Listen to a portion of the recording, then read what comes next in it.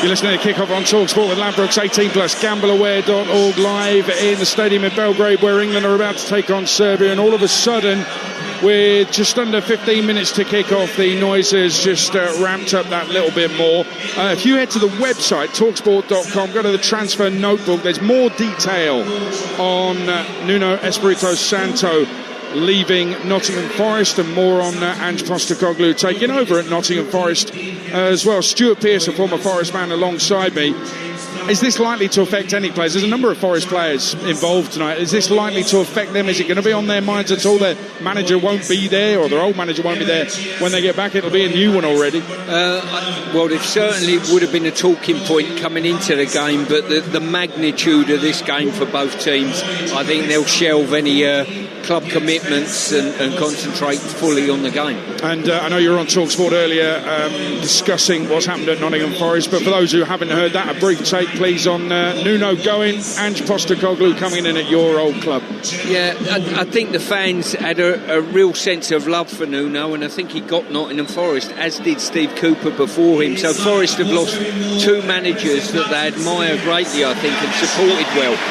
Forest now have just got to get behind Ange, support him like they always do with their managers. And as I say, I enjoy watching Ange's team play. I think it'll be a slight sea change from what they've been used to, the counter-attack style that Forest have played. But it's fantastic. We've got the game Saturday, and we've got a beautiful opportunity to have a look at Forest at Arsenal. Yeah, it's live on Talksport, Arsenal Forest. And I actually think, just quickly on this, before we go back to this game in front of us tonight, that Ange Postecoglou's got a big decision to make this weekend, because some of his players, as we've just discussed, won't be back until late in the week. They won't be back training. So how many sessions will he have with his first 11, with his first team squad, in order to implement anything new that he might want to implement before Saturday? The answer is one Friday morning, and at that stage you're not doing too much physically on their legs. It'll be an introduction period. Listen, hopefully he'll be there for a number of years. He's got a European campaign ahead of him as well to focus on. But exciting times, I think. You know, Forest will just have to embrace that. The chairman's decided, the owner's decided to have a change. And as far as the club are concerned and the fans, they'll get behind Ange, no doubt about that. Yeah, they're in the Europa League, and they've just taken the Europa League winner from last season as well. They are putting the names and pictures of the players on the big display screen away to our right, hence the noise that you've been hearing, some boos for England players. The England fans are down to our right. They've been bussed in. The buses, as I understand it, for England fans who've made their way to this game, the buses have been working okay, and the queues have been moving outside. But I think there's still some fans still to come inside this stadium. Listen, we just heard the Serbian angle on it, Stuart Pearce. Are you expecting a slightly more open game tonight, or the way Serbia set up, could that kill it again? No, I think they'll have to be more forthright, being at home, being the home nation, and this could be the game that they look at Serbia to say, look, if we're going to win the group here, we're probably going to have to beat England tonight. As far as I'm concerned, I think England will win the game this evening. I think that will suit England, not playing against a team that are banked up behind the ball, with no inclination at all of playing the game in England's half, really. So I think it'll be a good game, an open game today. Interesting one for Harry Kane, who didn't score against Andorra, and Thomas Tuchel said last night in the press conference, I don't worry about Harry, he's ready to score in every game, and number 9 is in the middle of traffic, in the middle of a low block, means he won't have as many touches. I'm happy for him not to go deep, so he just wants him to stay up front. What do you think of that?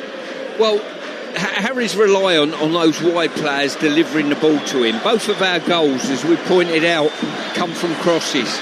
So he needs those players out wide to not mess around with the ball, one-on-one go past someone, but make sure you deliver the ball. He's got a supplementation as well from Declan Rice, who's playing further up, that got his goal a couple of days ago, and you've also got Morgan Rogers hovering around that area. So I fully expect the ball going out wide, early deliveries, and 3 of our players between the goalposts, and one of those being Harry Kane. His goal record goes before him. Well, the players are making their way down that infamous tunnel on their way to Well, it looks like an old Nissan hut, doesn't it, away to our left behind the goal, but they will emerge from very shortly. Some of the subs have already come out. In fact, the players on the way out now. The subs have come out already. Alexander Mitrovic, who surpassed 100 caps recently and will receive a presentation on the pitch very shortly for that. He has come out, and big love for him from the Serbian faithful. They absolutely adore him. As he came out, that presentation will be made very shortly. We are 8 minutes away from kickoff, live on Talksport. It is Serbia against England, and let's just make it clear that winning this really puts England in total and utter control. It doesn't necessarily mean they have qualified mathematically, not at all, but they are absolutely in pole position with a win against Serbia here in Belgrade tonight, as the officials head the party that's coming out from that tunnel away to our left. Seems to be a lot of time being taken for them to make their way out onto the pitch. It's very stop-start down there at the moment, and that's got the fans in full voice as well. Darkness has fallen around Belgrade above us here in this part of the world. In the Balkans, 2 floodlight towers opposite us as well. Glaring lights beaming out from them, and the lights above the stand, on the roof of the stand above us, are directed at the pitch as well. And we can see, because of those lights, the players making their way out towards the middle, where the Serbian players will stand behind their flag and the England players will stand behind their flag as well. Alexander Mitrovic, well loved in these parts, hence the presentation, surpassing 100 caps. Actually got a hat-trick in his 100th game for his country. That was against Andorra in June. This, his first game in Belgrade since then. He's familiar to English football fans, of course. 10 years since he joined Newcastle from Anderlecht. And then at Fulham, he twice hit double figures goals in a Premier League season, and 3 years ago absolutely smashed all scoring records in the Championship. 43 in 44 games was absolutely jaw-dropping. As the players line up, Mitrovic on the bench tonight, of course, but the players line up, straddling the halfway line as we prepare for the anthems to be sung. The first will be that for England, and that is God Save the King. Poručit će direktor svih selekcija Fudbalskog saveza Srbije Nenad Bjegović, a u ime fudbalske reprezentacije specijalni poklon uručuje direktora tima Stevan Stojanović. That presentation just being made before the anthems. Hence the applause ringing around the stadium. Alexander Mitrovic, who I think the Newcastle fans loved him, but they were letting go to Fulham, where he became a real hero. He's now playing in the Saudi League, of course. He got 14 in 24 in the last Premier League season in his career for Fulham. By the way, if you want entertaining, England under 17 showed the way earlier today in terms of entertainment. Just winning 7-5 away to Germany. Chelsea's Ryan McQueen scoring 4 of those goals, assisting 1 as well. So the love has been shown for Mitrovic, and now we get to the anthems, and we start with God Save the King.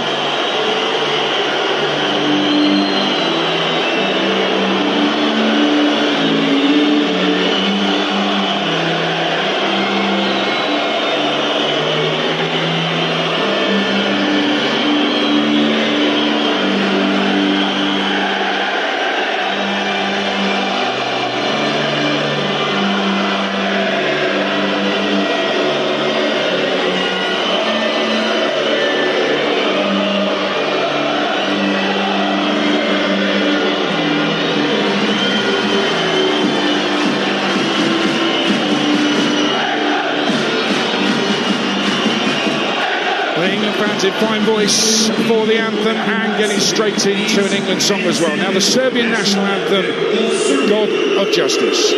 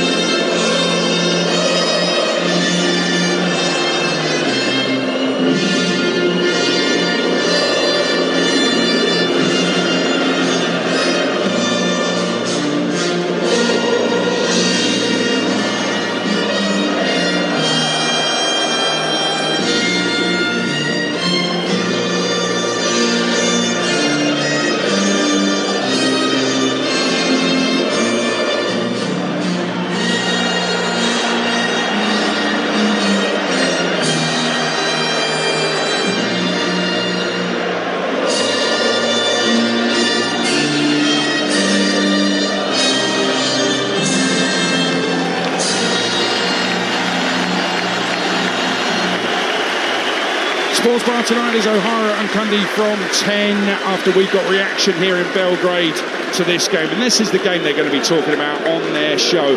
So to another qualifier for next summer's World Cup. And so far, it's a campaign full of flawless results, but full of flawed performances. Another 3 points for England on the road to the USA next summer is the priority, but we want to be entertained along the way.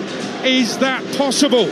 Serbia against England, live from Belgrade with your team, former England captain Stuart Pearce, alongside Talksport's England commentator Jim Proudfoot. Adrian, thank you, and a very good evening to you from the heart of Belgrade, some 1,100 miles to the southeast of London. This ageless city, the size of Birmingham, that predates the English capital by more than 300 years, overlooked by the Beogradska Triava, the old fortress at the confluence of the Sava and Danube rivers. It's a city of huge strategic importance to ancient empires, and one that will tonight provide the first true barometer of England's genuine progression under Thomas Tuchel. So much has happened in the 15 months since the last meeting. On a sultry, stormy Gelsenkirchen night at the Euros, 2 changes of manager and a wholesale reconstruction of the squad, to the extent that only 5 of the 14 men who featured for England that night are here this evening. Are the Three Lions any closer to silverware? Well, right now, it's difficult to answer that question with anything more than a qualified maybe.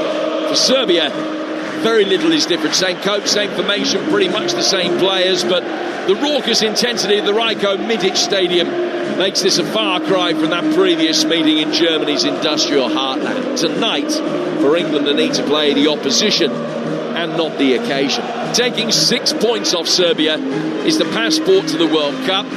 4 would be enough if they can win in Latvia in between the 2 matches against the Eagles. So England have Pickford in goal, a back 4 of James, Concert, Gahey and Livramento, then Anderson, Madueke, Rogers, Rice and Gordon, with Kane up front. Bournemouth's Georgi Petrovic is in goal for Serbia in a 3-4-2-1 that will be a 5-4-1 without the ball. Irakovic, Milenkovic and Pavlovic at centre-half. Nedeljkovic returns at right wing-back. Maksimovic, Lukic and Birmancevic, with Ivan Ilic partnering Zivkovic behind Vlahovic up front. But before the game starts, there will be a minute's silence for Dobrivoje Tanasijevic, better known as Dan Tanner, former chairman of Brentford, as well as being an official with both the Serbian FA and Red Star Belgrade. And he will be remembered at his old home ground now. We kindly ask you for a moment of silence to pay the last respect to one of the most loyal ambassadors of Serbian football in the world.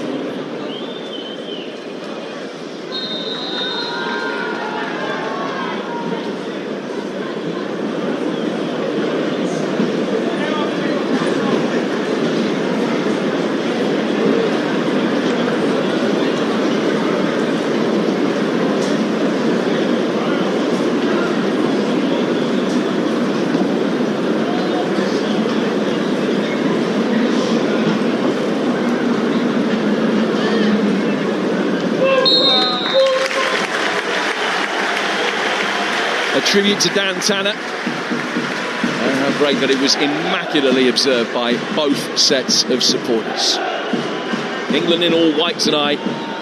Serbia used to play in red. These days they play in all blue. England will be kicking from right to left, defending the end of the ground that houses their support. The most arduous pre-World Cup test of Thomas Tuchel's reign. Serbia away, where an eye-catching win could reset perception and set the tone for the 10 months ahead, but where more of the same could increasingly polarise opinion. It will be England that will get us underway. Just waiting for the signal from the French referee Clément Turpin, and England with the kick-off go from Rice all the way back for Pickford, who controls it. England rushed forward towards the edge of the Serbian penalty area. There's the first long ball boomed in by Pickford towards the edge of the penalty area and cleared by the Serbian back line. Well, Thomas Tuchel has talked about the fact that he wants to go from back to front more readily, more quickly, long throws, set pieces. And there was the earliest possible illustration of that with Jordan Pickford launching it long. Get it back that little bit deeper, work it out towards Tino Livramento, who ordinarily would prefer to play at right back, but starts at left back for the first time for his country today. Stumble in the midfield from Anderson, but he's got away with it, sliced it away from Vlahovic, and England are able to pick it up at the back with Mark Gahey. We're a minute in, I'm delighted to say. Alongside us, as always, England legend Stuart Pearce. Yeah, fantastic occasion tonight. It's a great opportunity for England to really put on performance, more importantly, win this game and put the group near enough to bed, I would say, personally. But England, great opportunity here. Ball out wide, free kick given for a foul on Madueke. And England, first opportunity to pop the ball in the box from a wide area. There's Madueke winning that free kick out on the touchline. By the time it's spotted the ball down, though, it's near the edge of the penalty area and almost halfway in from the right-hand touchline to the edge of the penalty area. Madueke waits unmarked near the edge of the box. England have got 5 in that penalty area, hoping to get on the end of this Declan Rice delivery. No Dan Burn in the side, but plenty of height nevertheless. Serbia with everybody back inside their own box. Very positive start from England in the opening couple of minutes here in Belgrade. Can Declan Rice get this first set piece on the money? Races left arm above his head. The answer is no, he can't. The ball in far too low and flat. It's cleared straight back out to Rice, and Rice will retreat briskly inside his own half before laying it back for Pickford. Disappointing. I think the Serbs have been quite subservient in their start to this game, and we've got a brilliant opportunity, and Deck, unlike him, got his lines all wrong and hit the first man. Here's Konsa at the back for Jordan Pickford, who coming into this has not conceded for 540 minutes since Pavlidis' winner at Wembley. 6 clean sheets in a row. Serbia's defensive record pretty impressive as well. They've kept 3 clean sheets in a row. Neither of these teams have conceded a goal within this qualification campaign so far. England having scored 8 and Serbia 4. England building again with Anderson, well worthy of a second consecutive start today. Forward towards Madueke, beating his man. He's got round the back of Birmancevic, who's lent into him. Pushes him to the ground. No hint that was a penalty, just good strong defending. Madueke turns and looks at the French linesman to complain about having his shirt pulled. But there's a goal kick that will be taken away to our left-hand side by Bournemouth's Georgi Petrovic with 3.5 minutes in. You're with Talksport, and it's Serbia nil England. Jim, I'll take that all day long from Madueke. Received the ball, one-on-one situation, push and run. He certainly showed a clean pair of heels there, just overrun it eventually. But why the Serbs are rocking on their back feet, it's important that England keep a tempo, set a tempo, and keep driving it. Morgan Rogers has won it back. He lays it back for Declan Rice. I don't think Serbia have had a meaningful touch of the ball in England's half, let alone the final third so far.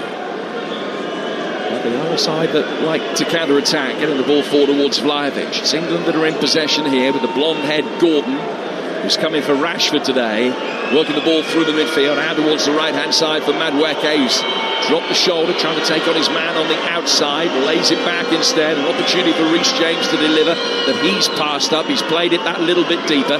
Rice can take over, trying to get away from Zivkovic. He's playing as one of the inside forwards in the 3-4-2-1 formation that Serbia have switched to tonight. Seen it very much as a defensive-minded change from them, just trying to get bodies behind the ball. Ball swept in from the right-hand side, and again volleyed away by the Serbs on the edge of their own box, and straight out of play for an England throw. And barring a goal, I don't think Thomas Tuchel could have asked for too much more from this start. England on the front foot, and far and away the greater attacking entity inside the opening 5 minutes on a very, very hot night. Hotter tonight than it was yesterday here at the stadium. The temperature's still up in the mid-20s. The darkness has long since fallen, but it was a cloudless afternoon and stifling in terms of temperature. Very little breeze around. Here's Elliot Anderson, 15 outside the penalty area. Ball swung in from the right-hand side, just a little bit too hot for Gordon, and knocked away by Kosta Nedeljkovic down the right-hand side. Gordon gets it back. Neat little 1-2 involving him. Back from him for Elliot Anderson. Reece James coming into a more central position. Anderson's got it again. To his left-hand side for Declan Rice. Anderson to Rice again. It opens up for a right-footed shot, which was brisk, but he couldn't get it either side of goalkeeper Petrovic. And it's a comfortable save. Yeah, I think in time gone by, Jim, we had an England team that couldn't dominate the ball, and I'm talking about going back a number of years now. Now all of a sudden we've got a team that can dominate the ball, can look comfortable in possession of the ball. We need to make sure we couple that with being effective and putting the ball in the box. Serbia's first long ball forward caused problems for Konsa and Gay here. It was a slight miskick. Vlahovic tried to get on the end of that. Just ran away from him, and as he tried to then win it back, he caught Reece James. Give England a free kick 20 yards outside their box, but bearing in mind that they've hardly had a touch of the ball in England territory so far, that first one threatened to cause problems with the defensive slip. Yeah, it certainly did, and I've got to say, I don't think it was a free kick at all. Vlahovic has gone in, slid to ground, won the ball, and unfortunately for him, it was adjudged to a foul. Now Noni Madueke is flagged offside on the England right. Earlier today, the Republic of Ireland losing 2-1 in Yerevan against Armenia, which is a blow to their hopes. The other game in that group underway, Hungary against Portugal, still goalless. We'll keep you updated. In Group D, Azerbaijan and Ukraine drew 1 each. Romania with an early lead against Cyprus, and Norway already a goal up at home to Moldova. An Erling Haaland assist rather than a goal there. Wales against Canada, 0-0 in Swansea. Details throughout the course of the evening with the Serbs in possession inside their own half. They've won it back relatively cheaply. Nedeljkovic with an opportunity to try and bring it forward. Then checks back. The young Villa player is just got into double figures in terms of first team appearances for the Midlands club, but he's out on loan at Leipzig at the moment. Big night for him, being recalled to the side on the right hand side. 8 gone 0-0. Yeah, we've just seen another side of Declan Rice playing further up the pitch. One thing is him getting on the end of things in the box. The other, his ability to press the build-up. And he showed that to great effect, certainly at West Ham and with Arsenal. As I say, he's dynamic when he goes to press, and that's part of the game I think the manager's looking to improve on. So at 10 minutes in, there or thereabouts, and it's 0-0.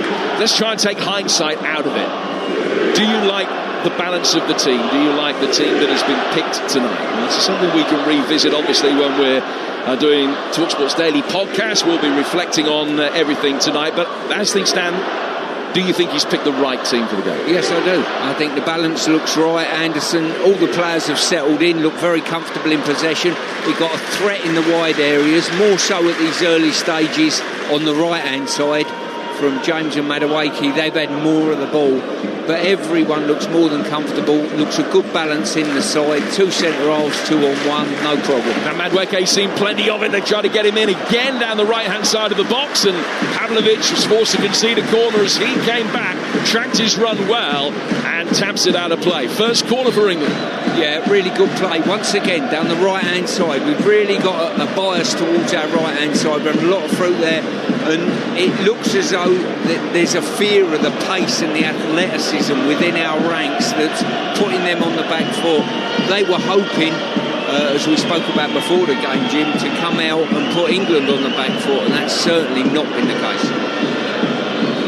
Declan Rice's free kick a couple of minutes in was a poor one. I'll get the delivery right from this corner.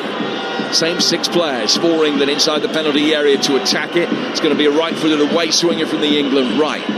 He's got Kane, the deepest of the 6, standing almost on the edge of the penalty area, making an uncharted run in here, but the defensive header at the near post got it away. Loose ball breaks for Livramento. Little 1-2 between him and Reece James. Tino continues his run up the left-hand side, passes it in towards Mark Gahey. Gordon takes over. Back for Anderson. Nice shape on that ball in which Milenkovic got away. Then Gordon will try and get himself into a shooting position on the left-hand side of the area. Can't get past the assembled blue shirts in front of him, but it's laid back for Livramento. Down towards Gordon again. This is a good start. Very vigorous, energetic, high-tempo stuff from England in these early stages. Back for Anderson to Gordon. Serbia are able to push out and force England that little bit deeper, but the possession so far has been good. Of course, the bottom line is that England, with plenty of possession, as much as they're having in good areas, have to create the opportunities to go with it. And as yet. Through the opening 10.5 minutes on Talksport, they haven't really been able to do that. But it has been an assured start. It's silenced the crowd, but it feels as though it's taken the sting out of the occasion to an extent already. Anderson getting it forward. To the feet of Kane, who's played here before in a Spurs side that won 4-0 on this ground against the Red Star Belgrade back in 2019. Gordon, ball into the feet of Kane. Plays the way that he's facing, back for Anderson. First time ball from him out to the England right for Madueke, who's probably more concerned with where the ball's going to go next than bringing it under control. Slipped over his foot and gone out for a throw to Serbia on the left. 11 minutes, England on top, it's 0-0. Yeah, it's a masterclass at the moment from England in possession football. As you rightly say, Jim, just need to show that cutting edge. Keep feeding Madueke at this moment in time. Reece James had the opportunity there and just turned out. I think he wanted a breather. The one thing we don't want is the Serbian defenders to get a breather. England try to turn the screw. It's the first place to react to this England performance. Whatever happens from here on in. Here on Talksport Sports Bar, open for business tonight with Jamie and Jason taking your calls, talking all things England and talking about the other home nations as well. 3717 223344, and then Stuart will be giving more of his thoughts on this England performance with Big Al and Ali tomorrow morning from 6 a.m. UK time. If you fancy something different on your morning commute, just make sure that you check out the Chris Evans Breakfast Show weekdays from 6:30 on Virgin Radio, which you can get on DAB or by downloading the app. Possession at the moment is 85-15 in England's favour. Just one shot on target to show for it. It's a low effort which was comfortably dealt with by Petrovic. England will try and get it forward again. Played out to the right for Reece James and now back for Elliot Anderson. Yeah, just looking at that Serbian back line, it's a dominant back line of 5 out of possession with quite a high line. That basically telling you we ain't got much pace and we're relying on the offside track. The ball over the top is certainly on a cultured ball that holds up. Milinkovic patrolling the defence. Fine player for Nottingham Forest, but not the quickest. Here's James. They've just dropped in that little bit deeper here with England passing it about 10 yards across the edge of the Serbian box. Livramento for Gordon. And then we'll play another positive ball rather than looking back, and then as it's turned back by Gordon, he's passed it straight to Vlahovic, and this is where the danger could come on the counter-attack, only for Tino Livramento to come back and dispossess Vlahovic near the edge of the penalty area. England's first real mistake, and Livramento's bailed them out. Yeah, as I say, just dealt with the situation. The crowd got off their seats, get a bit excited, and it's probably their best chance of getting a foothold in the game in many ways, this counter-attack threat that they've got.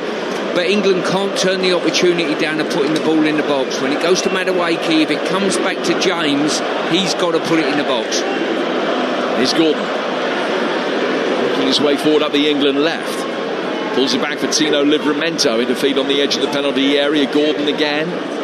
Now Kane, who has dropped that little bit deeper this time and chips an exquisite pass out to the bottom right corner of the penalty area where James and Madueke try and execute a 1-2. But the whistle has gone, and it's a free kick to Serbia on the edge of their box. 14 minutes gone. 0-0 here on Talksport. I think Elliot Anderson's heart would have been in his mouth just for a moment as he turned and played that ball under pressure blind and knocked it straight back to Vlahovic, but Livramento came back and spared his blushes. We said on Saturday that Anderson was so good, he certainly deserved another opportunity in the starting 11 tonight, but I think he already knows that this is a completely different prospect. Yeah, without a doubt. This will be a bigger test for him and a bigger test for England. I would love to see our production, if we could get this back from London.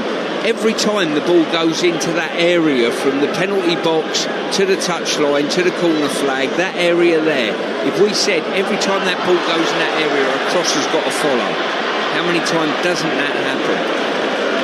Nedeljkovic ratting around on the Serbian right, lays it back for Ilic. And Milenkovic is Sasha Lukic, the Fulham midfielder, out of the left for Birmancevic. Just a change in emphasis tonight down that left-hand side. It's usually Kostic or Terzic who plays in that position for Serbia at left wing-back, but Birmančević recalled there tonight, and Zivkovic, ordinarily a right wing-back, is playing as one of the inside forwards just behind Vlahovic. So that's why Nedeljkovic has come back into the team. Serbs in all blue, they've got it in the midfield again. Maksimovic wearing 5, working it forward. They're beginning, Serbia, to get a foothold in this game. With England the dominant force in the opening 15 minutes. Nothing in terms of a tangible reward to show for it. Serbia sprayed the ball out towards the left. It was an optimistic pass, good vision. The execution wasn't great. It was just a little bit too high for Birmančević, and goes out of play for an England throw. Still 0-0 here at Red Star Belgrade's ground in the southeastern quarter of the capital of Serbia here on Talksport. Yeah, what tends to happen in these contests, if you're the team in the ascendancy, if you don't put enough blows on the opposition's chin, metaphorically, they'll come back into the game and say, well, you're not that bad after all. And they've forced a corner, so they got a first opportunity to deliver the ball in the box. With the opening 15 minutes, it didn't feel as though there was any danger of the England goal at all. But now they have this corner, which will be taken on the Serbian left. That's the far side from us as they kick from left to right. And it's taken short and quickly, and England weren't expecting that. Then the ball is swung inside the penalty area, not that much too high for Pavlovic, the blonde-haired centre-half who was up to attack it. Lay back on the edge of the box now for Nedeljkovic's shot. That took a deflection, which took the sting out of it a little, and made it an easy save for Pickford. No real thoughts from Jordan Pickford of getting the ball forward quickly. He's just waiting for players to push out of his penalty area and then rolls it out for Ezri Konsa to bring it forward. Yeah, as I say, no matter how much ascendancy you have in a game, if you let the opposition come into it, they're feeding off counter-attacks at the moment, Serbia, and look at a little bit of a threat accordingly. Anthony Gordon coming in off the left, plays it back to the centre spot. Ezri Konsa. Partnering Mark Gahey again tonight, which means that Gahey is slotted back over to his favoured left-hand side, taking the place of Dan Burn in this team. It's worked into the feet of Harry Kane. Played out to the England right-hand side for Reece James. And the ball in from him, not too bad. It forced Pavlovic off balance to get there ahead of Harry Kane. And he's headed it behind for another England corner. Yeah, as I say, that cross comes from that area of the pitch that we were talking about. England have been in that area of the pitch a lot of the time. If I was a manager at the end of the game, I'm looking to say, how many times have we got into that last 18 metres out wide and the ball's not come in the box for whatever reason? If we're going to recycle it, we need something to come very quickly from the other side of the pitch. Boos and whistles from the Serbian supporters as England just very deliberately set things up for this corner. It's taken 2 Serbian headers to get it out of the penalty area. They've managed that, and then a miscue clearance goes behind square, and Vlahovic might be able to lead the counter-attack. Rice very quickly back goal side, and then a ball that is steered forward is calmly just knocked away from the edge of the penalty area. Pickford came out, England playing out very confidently and competently from the edge of their own penalty area until the move breaks down as Rice tried to knock his square for Madueke and put it straight out of play for a throw. Yeah, fortunate on that brief counter-attack there, the one-on-one situation. It was Declan Rice who certainly got enough pace and power to stop any quick attack. I haven't seen much of Morgan Rogers at the moment. He's almost playing a role, an inside right role that's occupying the opposition. He's given his wicket up, if you like, to allow Madueke and James to have a little bit more freedom further out wide. But if he's going to do that, they've got to deliver from that right-hand side with the amount of possession they've had. Those crossing statistics are very interesting at the moment. That England, in terms of passes in the final third, have had 74 to Serbia's 10. And they've been highly accurate. But in terms of crosses, they've been 8, and not a single one has found its man. England none out of 8 from crosses at the moment. Yeah, I think we've had 16 contacts in that area of the pitch, and I think 8 crosses coming in. So we're on a 50%. Maybe I've underestimated, but we need to get people on the end, that is for sure.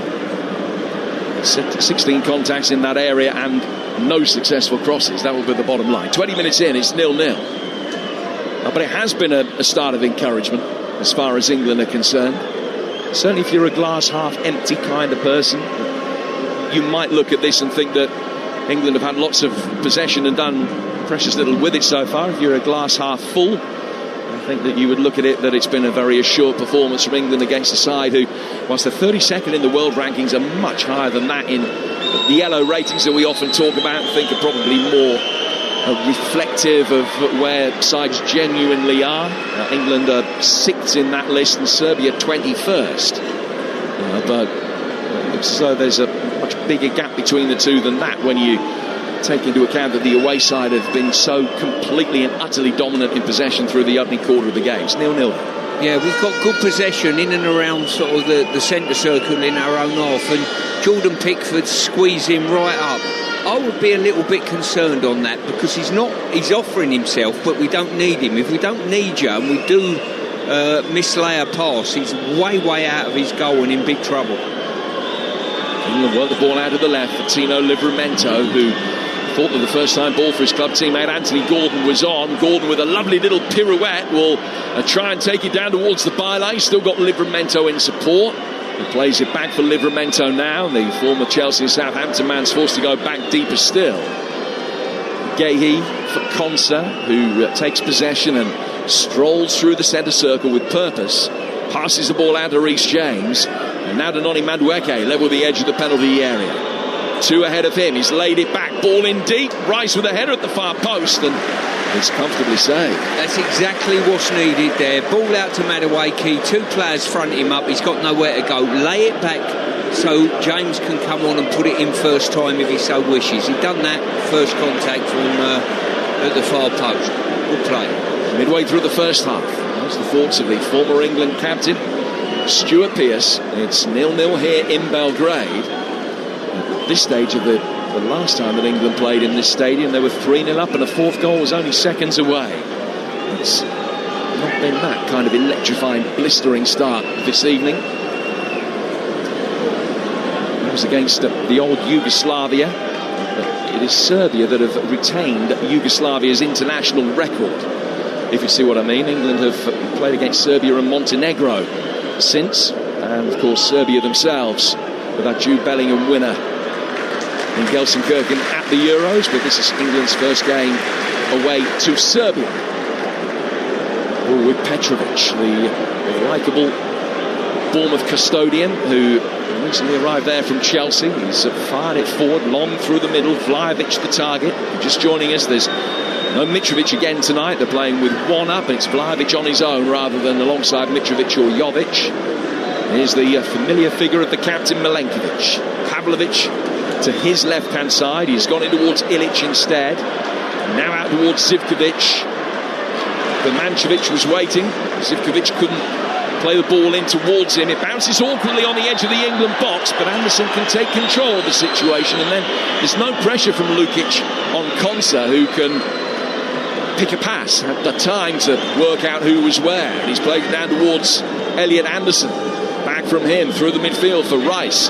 Kane, space on the England right for Madueke, played instead towards Gordon, who's cropped up from the left wing and inside right just for a moment. Now he goes out towards Noni Madueke. Left-footed ball in from him. Milenkovic with the initial header. Kane comes back from what would have been an offside position, heads it down, but a very high tariff overhead kick attempt from Gordon just drifts innocuously wide. It's 0-0, 25 gone here in Serbia on Talksport.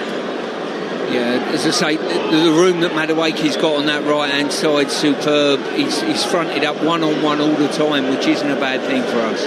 Let's get an update from Wales friendly with Canada tonight in Swansea. Here's Lawrence Moore. Yeah, Wales 0, Canada 0. 2 big chances though. First for Brooks. Harris set him up with a cross from the left, but Brooks got his volley horribly wrong. And then at the other end, Kone, the Canadian central midfielder, saw his shot across goal bounce off the far post and away to safety. Wales 0, Canada 0.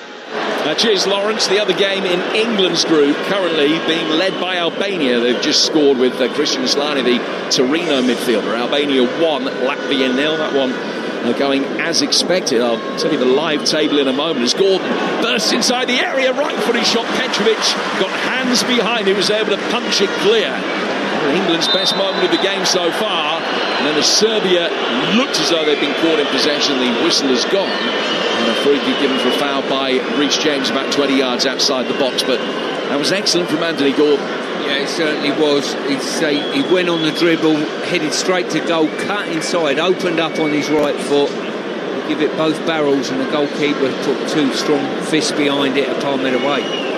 So England's group as things stand at the moment, England 13 from 5, Serbia 8 from 4, Albania 8 from 5, Latvia 4 points from 5, and Andorra yet to trouble the scorers or take a point through their 5 games. Andorra not playing tonight. Probably the best result they can hope for. 26 minutes gone, it's 0-0 between Serbia and England here on Talksport. Elliot Anderson hitting a long ball down towards the left. It just took a slight nick on its way through, so it didn't fly particularly cleanly down towards Livramento.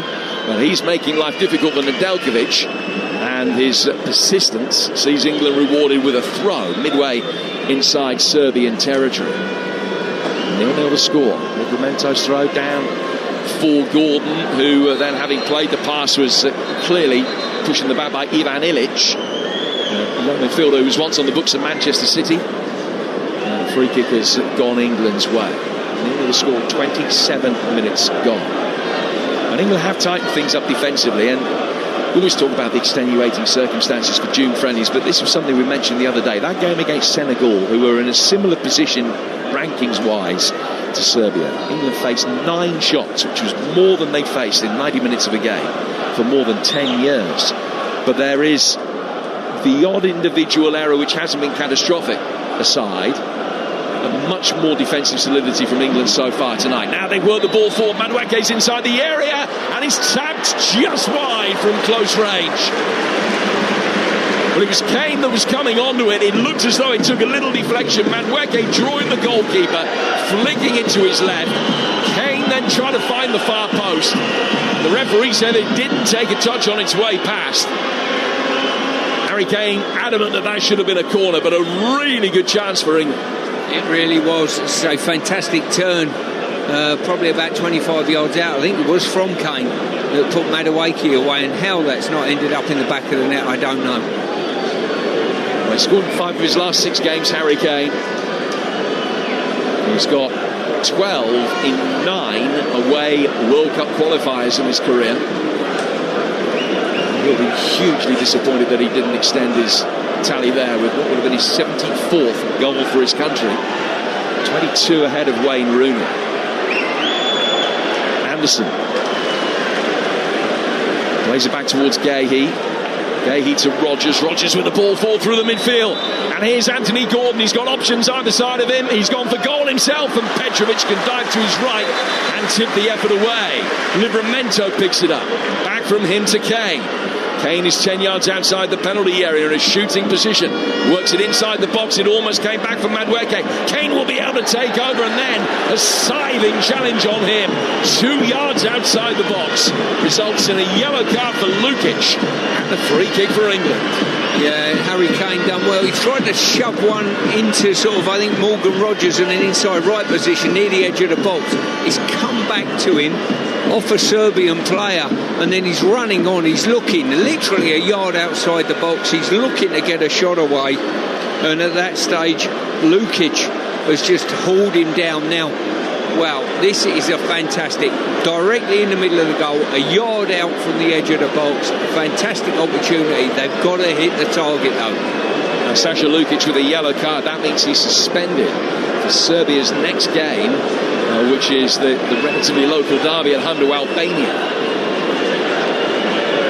These are going to be punished further with this free kick. Reece James, the only England player to score a direct free kick for some time. Declan Rice has shown in his Arsenal career with that extraordinary Champions League double that he scored that he is more than capable from distance. But Rice has abdicated the responsibility. He's made his way forward now and is standing just to the left of the wall. Harry Kane is in that wall.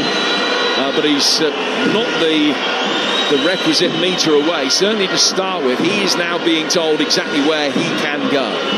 There are 5 in the wall, and Zivkovic is in the draft excluded position in behind.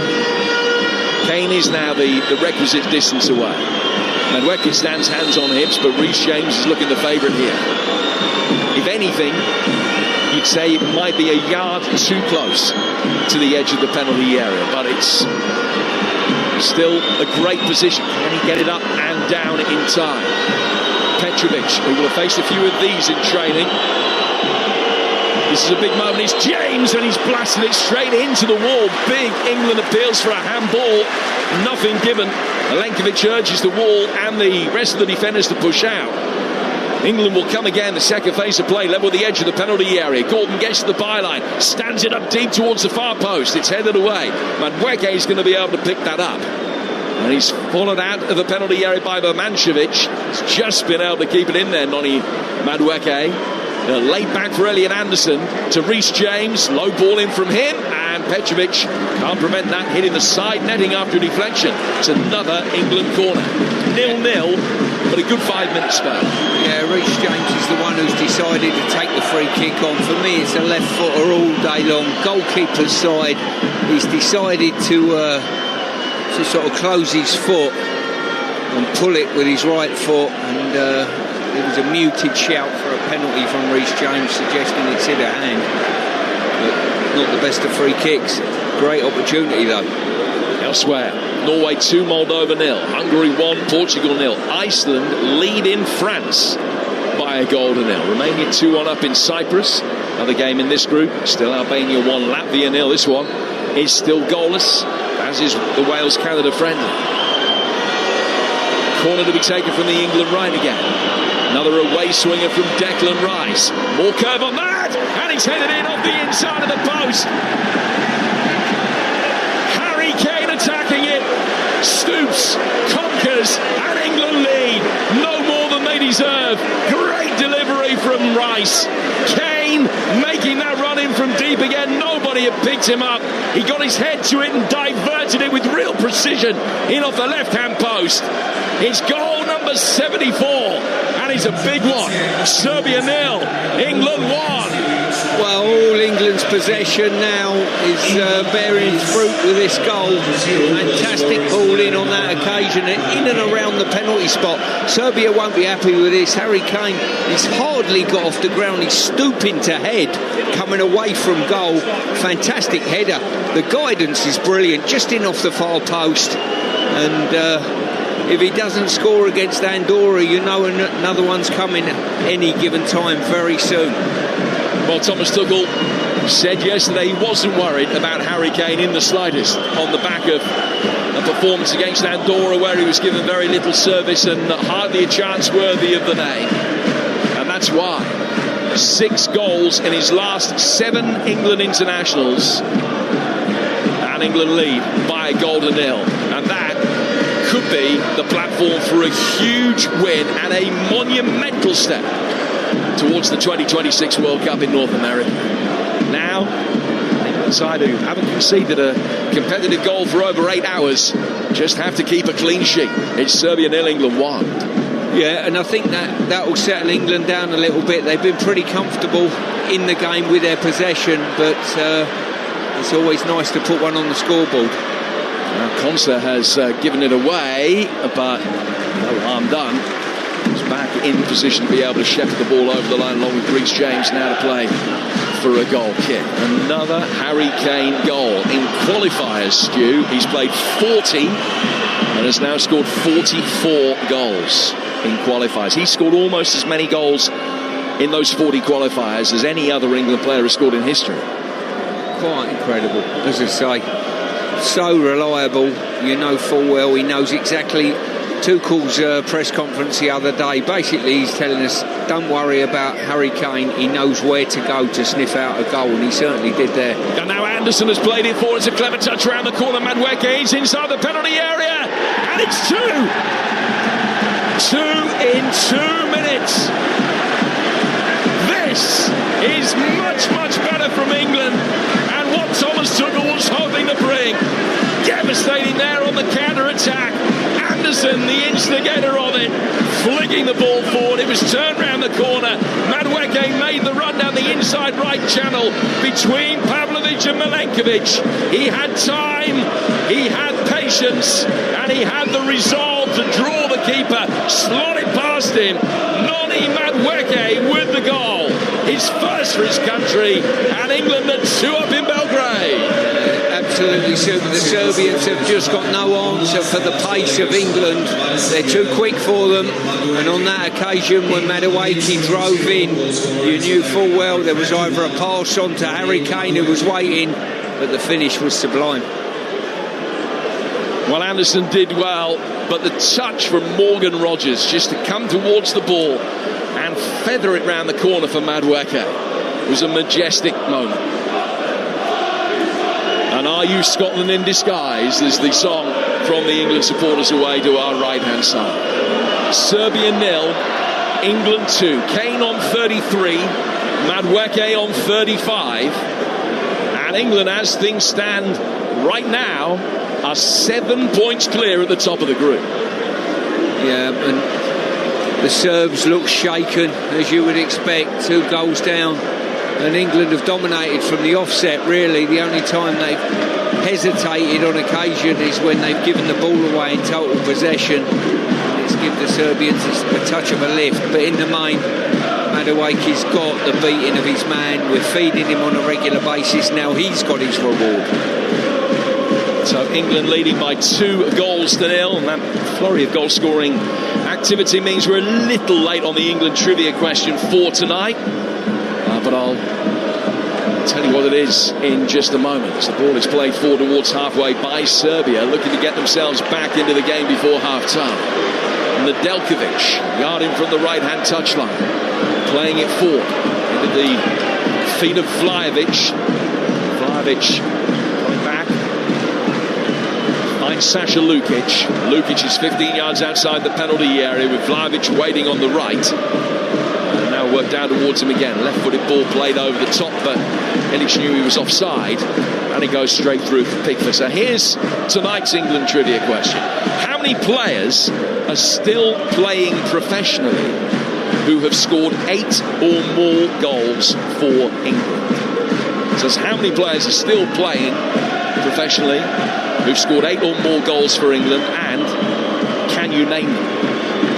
So that's tonight's England trivia question, and we will give you just on the pitch, a few thoughts at half-time. Sorry, Jim, just on the pitch at the moment, I don't know whether there's a laser being fired at one of the players' eyes. I think it's just Konsa there was coming out, a laser from the terraces, and the game's just stopped at the moment. The referee's just gone over to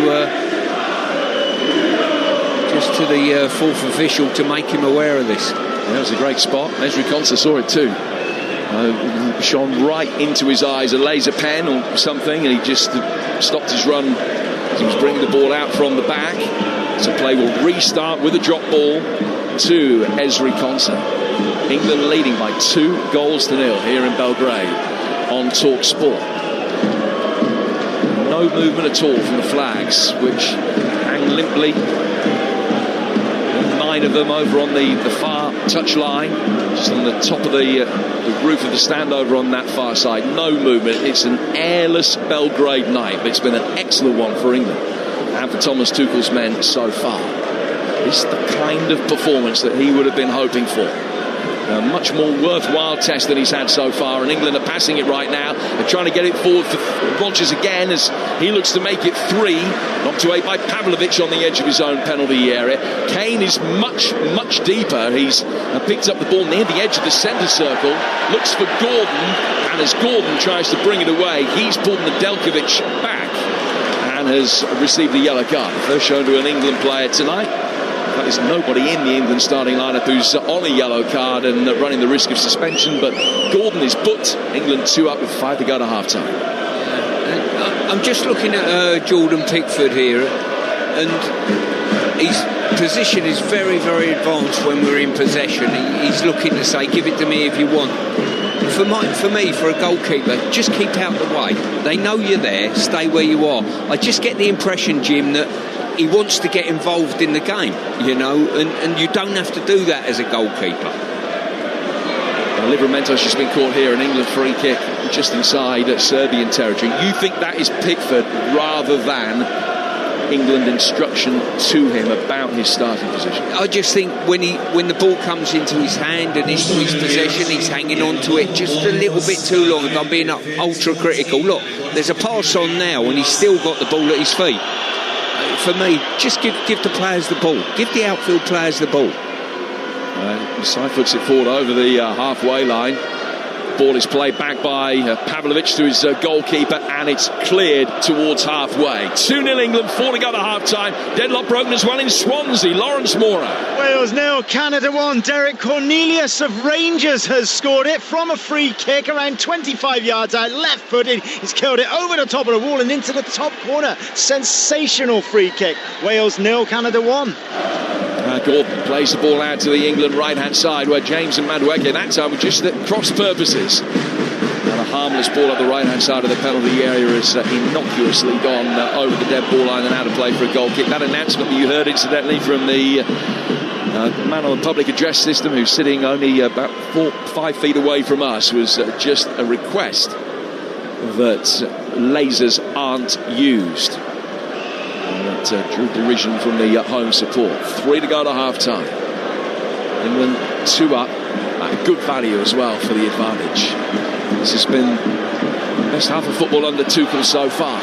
But Serbia trying to get back into it. Low ball inside the penalty area. Konsa didn't know whether to stick or twist in the end. He can block a cross that comes in. A little double ricochet from Zivkovic's ball, which came back into him and goes out of play for a goal kick. Looks as though it was Konsa's to win. Didn't want to dive in, just took a step back rather than coming forward. That allowed Zivkovic the second opportunity, but then he missed his kick really as he skidded as he tried to play it in. It's out of play for a goal kick. Konsa just lost his foot in a little bit there, then all of a sudden he was second favourite and made the correct decision of just holding his ground. Erling Haaland has got a hat-trick, incidentally. 3 goals and an assist tonight as Norway lead Moldova by 4 goals. And I think that now means that he's better than a goal a game in international football in his career. Here's Kane. Back for Anderson, who's grown into the game as it's gone on after a wide-eyed opening 10 minutes, but he's done well again. Konsa receiving the ball from Gehi, 20 yards inside his own half. Now goes back for Pickford, who's back in his D as he receives that. And plumb dead centre of the pitch, Jordan Pickford, and he stands motionless with the studs of his left boot on the top of the ball. It's an easy pass to him out of the right-hand side, which Stewart silently was indicating he should play rather than a little bit of showboating and try to engage the press before playing that pass. He does eventually play Ezri Konsa in, and now Gehi will look for the ball over the top for Kane's run, and it's knocked away by Pavlovic. Another play for a throw. So what's been the principal difference tonight, Stu? I think Serbia have been really poor, if I'm being quite honest with you. I think they've played their part. I think Andorra were a better team, to be honest with you, defensively than Serbia have shown in this first half. That is one point. Madueke and James have got a lot of room out there. I think in the game against Andorra, whenever they received the ball out wide, there was always 2, 3, sometimes 4 Andorran players working to fill spaces. They haven't done that tonight, Serbia. They've left Madueke one-on-one, and that's been a big no-no. Another goal for Norway. They're 5 up in that game. Another guy who set up a couple of Haaland's goals now has a goal of his own in first half stoppage time. We've got 30 seconds to go to half time in this one. Don't forget, after the full-time whistle, our England correspondent Faye Carruthers will bring you all the reaction from the tunnel. We'll get to hear the thoughts of Thomas Tuchel and the headline makers, and then your thoughts as well. Phone lines will open with Jamie and Jace. They'll give you the chance to have your say on this evening's match on the Sports Bar. 03717 22 3344. Our next live football coming up Friday night. One of more than 150 live EFL games we'll bring you over the course of the season. It's over on Talksport 2. Ipswich against Sheffield United. The season certainly not going as either of those would have anticipated, and they face up at Portman Road 7 o'clock. The build-up starts with 7:45 kickoff on Friday night on Talksport 2. We're in 1 minute of stoppage time at the end of the first half here in Belgrade. And England lead with goals from Kane, his 74th, and Madueke his first for his country. Ball is cleared by Pavlovic on the edge of his own penalty area, gets it towards halfway. Vlahovic tried to win it. Wouldn't be at all surprised to see Dragan Stojkovic make at least one, maybe two changes at half-time to try and pep this Serbian performance up. They've been very poor so far. It's taken nothing away from England. Milenkovic, Ilic, now Vlahovic dropping that little bit deeper, can get a shot in, which dipped, but not in time, and it goes straight over Pickford's goal and bounces on the running track behind it in front of the England supporters, and that will do. What a first 45 minutes of football. England won 2-0 on Saturday and were roundly dismissed for the level of performance. They're 2 up at half-time here in Belgrade and have been infinitely better. At last, a little bit of light at the end of the tunnel. Serbia 0, England 2. Are you entertained? I am, definitely. England leading 2-0. They head off to the left, to the tunnel, and they'll be happy with that, and rightly so as well. And from the off, there was intent with this England performance. First 10 minutes, they were all over them. There was quick passing, there was movement, there was width, there was a good tempo to the game. England, Stuart Pearce, started with that intent, and they followed it through and backed it up with goals. That is your classically brilliant first half away performance in a qualifier. That's what we want.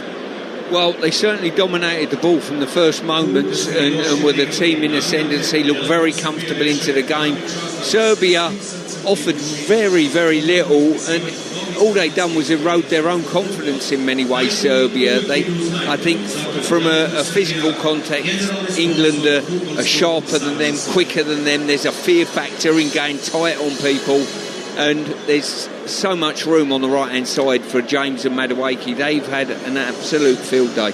Well, the first goal came from the right-hand side. It was a corner from Declan Rice, 33rd minute of the game, and he's put the ball in. It's a really weird header from Harry Kane, but what's even weirder, there's nobody marking him, Stuart Pearce. What's that all about? They've got enough defenders on the pitch. Yeah, woeful defending. As I say, they've allowed the England players to move, rotate wherever they wanted to go, and literally, you know, Harry Kane started on the edge of the box, just drifted in.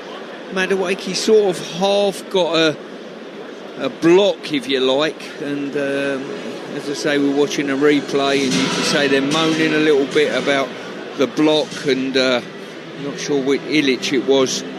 But listen, a fantastic ball in and a great header from Harry Kane. He didn't have to get off the ground, but what he had to do, generate the pace and guide it, and he done exactly that. He stooped to conquer, and that was 1-0 England. The second goal, I really love this second goal, Stuart Pearce. We'll take a look at it here now. This is in the 35th minute. It's lovely build-up play from the back. It goes down the right, and there's a lovely touch from Morgan Rogers right here. It's superb. It is, as I say, fantastic ball. Anderson into Rogers. He's flicked it with his right foot, just in space behind that high line that we spoke about of Serbia. And there's no catching Madueke when he goes in behind. A great run from him. And when he got in, you're looking in the middle of the goal. You've got Rice, you've got Gordon, you've got Livramento all arriving in the box as well, which is great to see. But Madueke said, don't worry about that. Just get back to the halfway line and get ready for a centre. I'll tell you what, if he hadn't hit the back of the net, they'd have been fuming, wouldn't they? Of course they would, but he did. And he never looked like missing, to be fair. And listen, what I love about that, and the reason why we've been talking a lot about it, Jim mentioned it in commentary and just mentioned it now, that Morgan Rogers touch, the reason why that's so important is because that's risky play, but it's exciting play, it's entertaining play. And I think the fans, those who have been moaning about the performance on Saturday and recent Tuchel performances, they want to see a bit more of that. We got it right there, it was risky, but it led to a goal. Yeah, it certainly did, but if you're going to take risks with a ball, do it in the opposition's half, and that's exactly what we did. And as I say, we've dominated the game. I would have probably liked, if I'm being ultra-critical, sometimes if we run aground in wide areas, can we roll it back to the full-backs to come on and put it in the box first time? But saying that, we're 2-0 up, we've dominated the game, and England have looked more than comfortable. Are you complaining? No, I'm just saying how good we were. I think we've been superb. I think that answers a lot of critics. I think that nobody can complain at that whatsoever. It will be Jamie O'Hara, Jason Cundy from 10 o'clock after we've mopped up here and heard from the England camp, from the England manager as well. That's all to come after the second half. Remember, the job's not quite done yet. Serbia 0, England 2. The first half for me could not have gone better. Let's check in on the friendly in Swansea, the international there with Lawrence Mora. Yeah, at the break it's Wales 0, Canada 1. It's been a really watchable 45 minutes. Certainly hasn't felt like a friendly. We've seen 6 yellow cards. Crew, Brooks and Wilson for Wales. Canada's manager Jesse Marsh among his nation's bookings. David Brooks and Dan James have had the best chances for Wales. James' shot was too close to the keeper St Clair, while Brooks getting his volley horribly wrong when in a great position in the centre of the penalty area. Kone had hit the post for the visitors, but the opening goal was a cracker. Derek Cornelius is just joined Scottish side Rangers on loan from Marseille. He stepped up from centre-back and curled a stunning free kick, left-footed, into the top corner of the net from around 25 yards. At the break, Wales 0, Canada 1. So England lead 2-0 here. Let's get the half-time odds with Ladbrokes. Odds update on Talksport with Ladbrokes. Get a free bet every week of the season and a big boost every day. That's Ladisfaction. Minimum £5 bet. Conditions apply. 18 plus gambleaware.org. Well, live in Belgrade on Talksport, it's currently Serbia 0, England 2. And for the latest odds, head to Ladbrokes, where right now you can get Serbia. They are 55-1. The draw is 18-1. England 80-1 on. Next goal scorer odds: Kane 5-1, Rodgers 10-1, Rice 22-1. And there's a special: England to win 3-0 or 4-0 was 6-4, now 2-1. That's the latest odds with Ladbrokes. 18 plus gambleaware.org. Odds update on Talksport with Ladbrokes. Get a free bet every week of the season and a big boost every day. That's Ladisfaction. Minimum £5 bet. Conditions apply. 18 plus gambleaware.org. Well, today's big news is that Ange Postecoglou has replaced Nuno Espirito Santo as Nottingham Forest manager. The former Forest striker Tony Woodcock reacted to the news with Paul Hawksby and Charlie Baker. Football's very quick moving. Things move on very, very quickly, as we've just seen in the last 24, 48 hours. I like the sound of him. I don't know him that well, but I've met him. I think he's a football man through and through. I think he talks a little bit of old school football. Right? He's not sort of messing around with, things. He's straight to the point and lets the players get on with it. And I think personally that's a good thing. So I'm expecting Forest to go from strength to strength. So Nuno out at Forest, Ange Postecoglou in, and first game is away to Arsenal for the former Tottenham manager. And it's live and exclusive on Talksport. Game day exclusive gets underway 11 a.m. Saturday on Talksport. I think Nottingham Forest fans might be a little bit concerned, Stuart Pearce, about that game. Arsenal away is never easy, but with the turmoil at the club this week, they've got cause for concern, the Forest fans, right? Yeah, big upheaval this week. I think if you asked any of the Forest fans, they would have liked this news to have come out at least a week ago if that was going to be the case.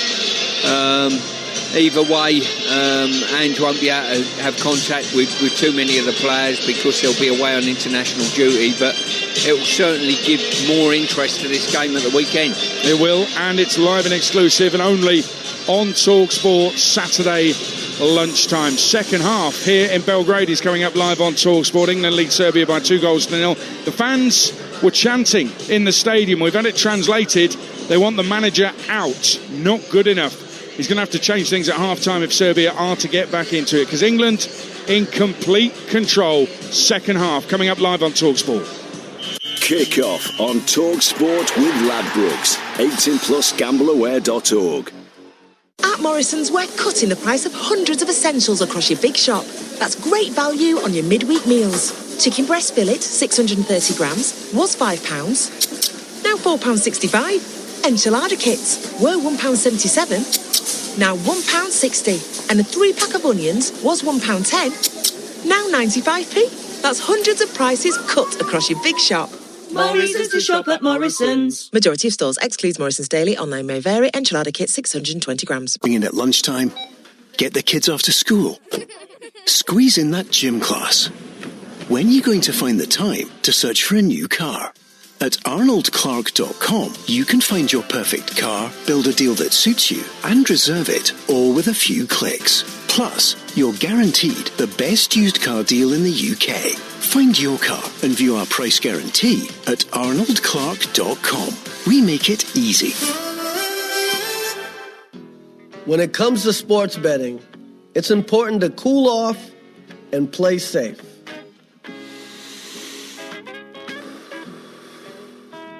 Set deposit limits to control your spending. Set timeouts when you need a break. And set reality checks to know how long you've been playing. Showtime ain't always go time. Stay safe, players, at BetMGM. 18 plus, please gamble responsibly. Sky presents their fastest action release ever. Critics are calling it the internet event of the year. Perfect for action-packed homes. Smoother streaming. The UK's fastest broadband speeds from any major provider have landed. Gigafast Plus. Out now. Sky. Believe in better.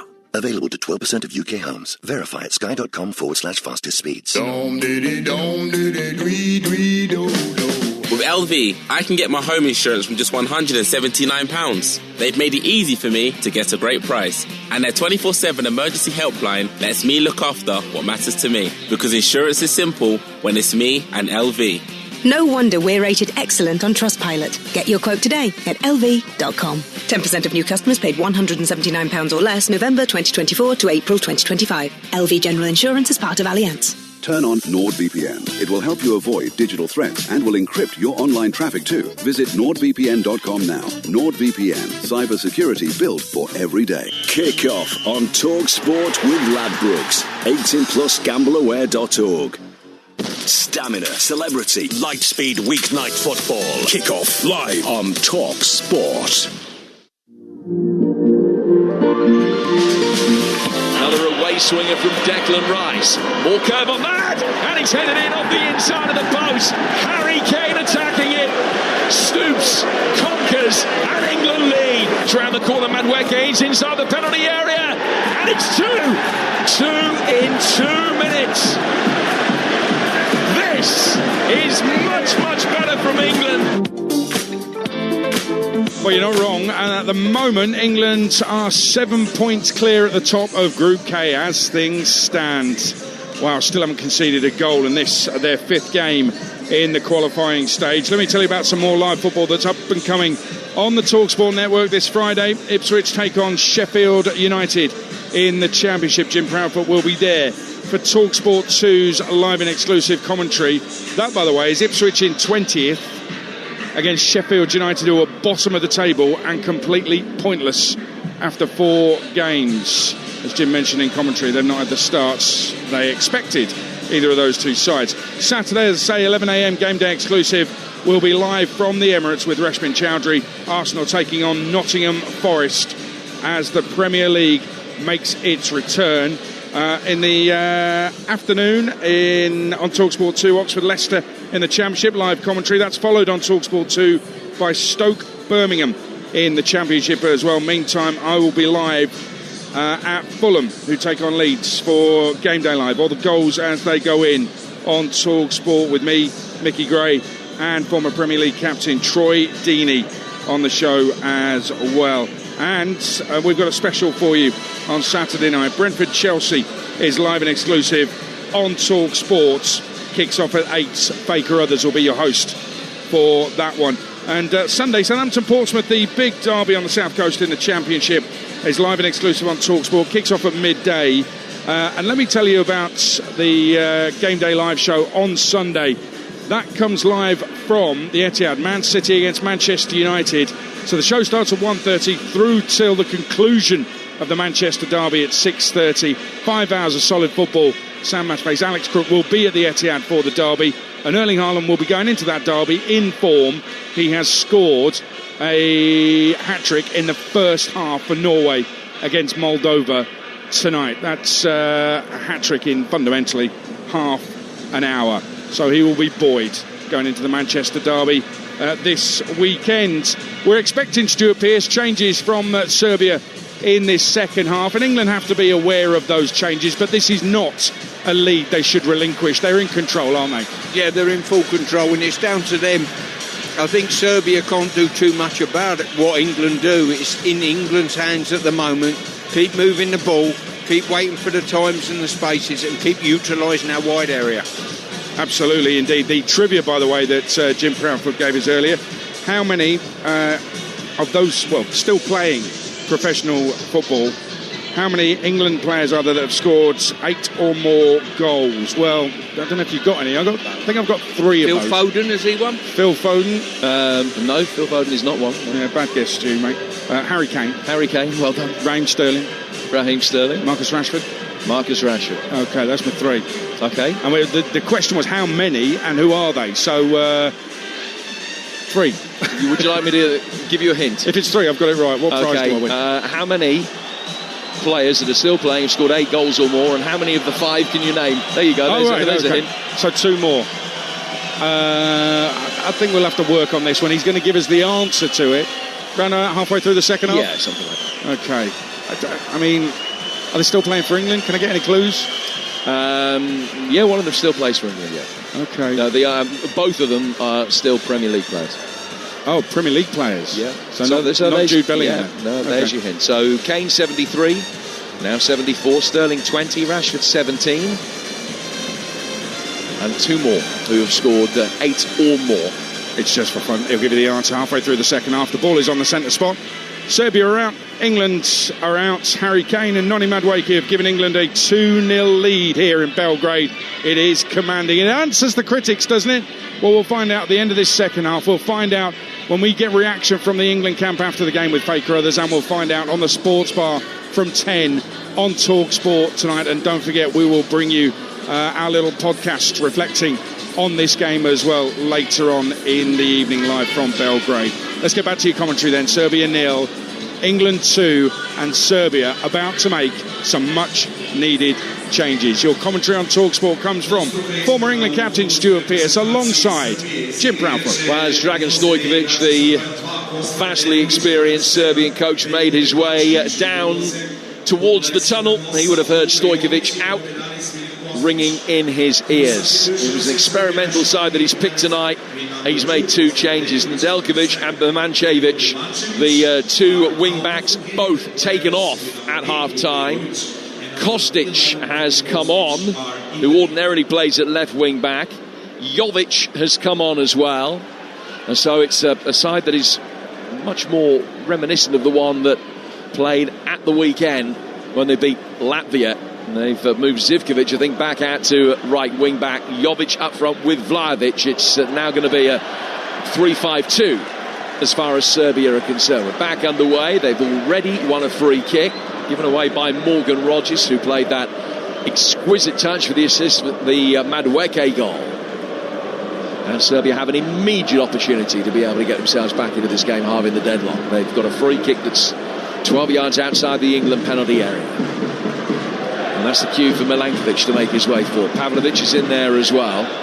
Standing on hands on hips at Sasha Lukic, but I don't think this is going to be a shot. In fact, it certainly won't be from Lukic. He's departed the scene.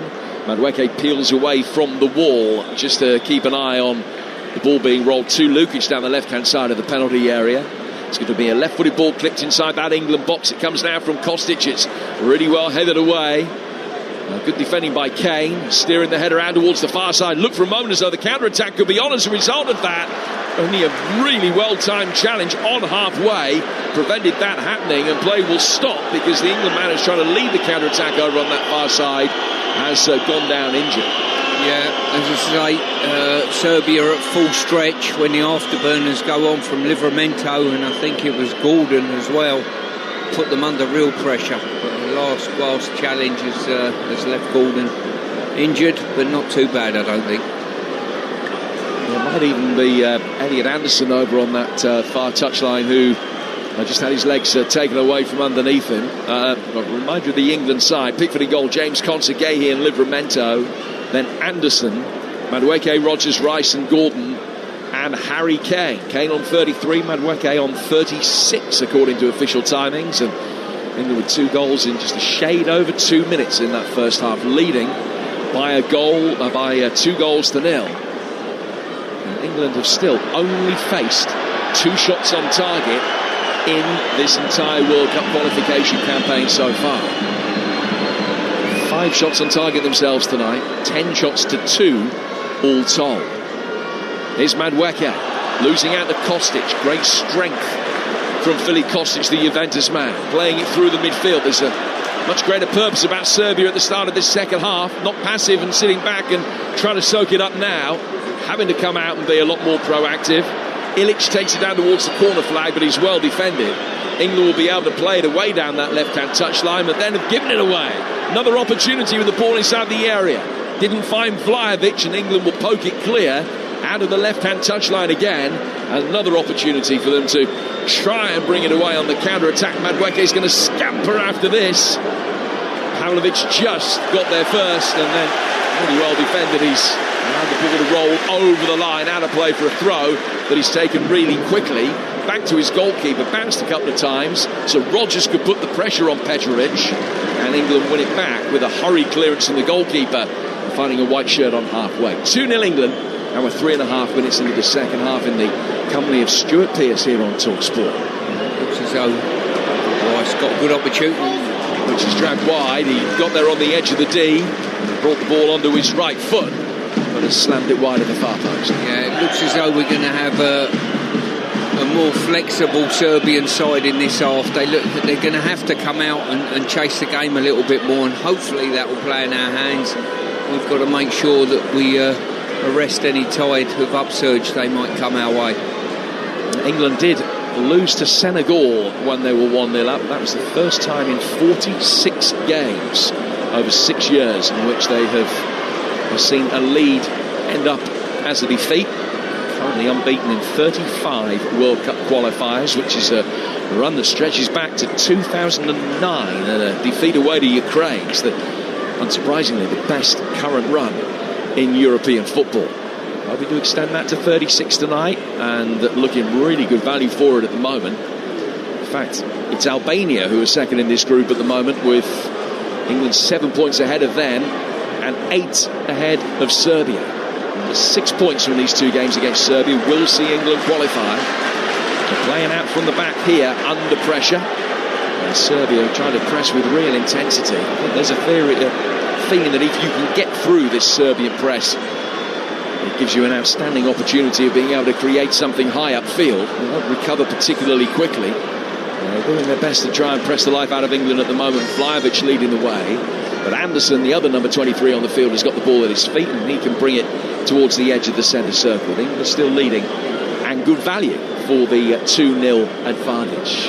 And it's going to be fascinating to hear exactly what you have made of this performance. Are you convinced? Is that the switch been turned in your mind by this performance so far? Get your reaction along with that from Thomas Tuchel and the headline makers in the Sports Bar with Jason Cundy and Jamie O'Hara from 10 o'clock tonight here on Talksport. Here in Belgrade, England 2-up with Anderson in possession, finding Reece James, who's 15 yards outside the penalty area.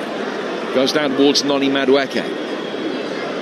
Madueke attacking the edge of the box, getting it onto his left foot, then his right. He's nudged it back. Reece James, a right-footed shot, took a deflection. It wasn't particularly well hit by Rice, but almost scooted through to a man in white inside the penalty area. It didn't quite. Serbia get it away. Very strong defending from Gay. He wins it back for England, and then Turpan has put whistle to mouth this time to give England the free kick for a foul on Rice about 15 outside the box. Mark Gay here just demonstrating there his ability to read the game's fantastic. Just stepped in front of Vlahovic and just took the ball off him. He really does make the difficult look easy in his reading of the game. Erling Haaland has scored again. That's 4 for him tonight. He's now got 47 in 45 internationals.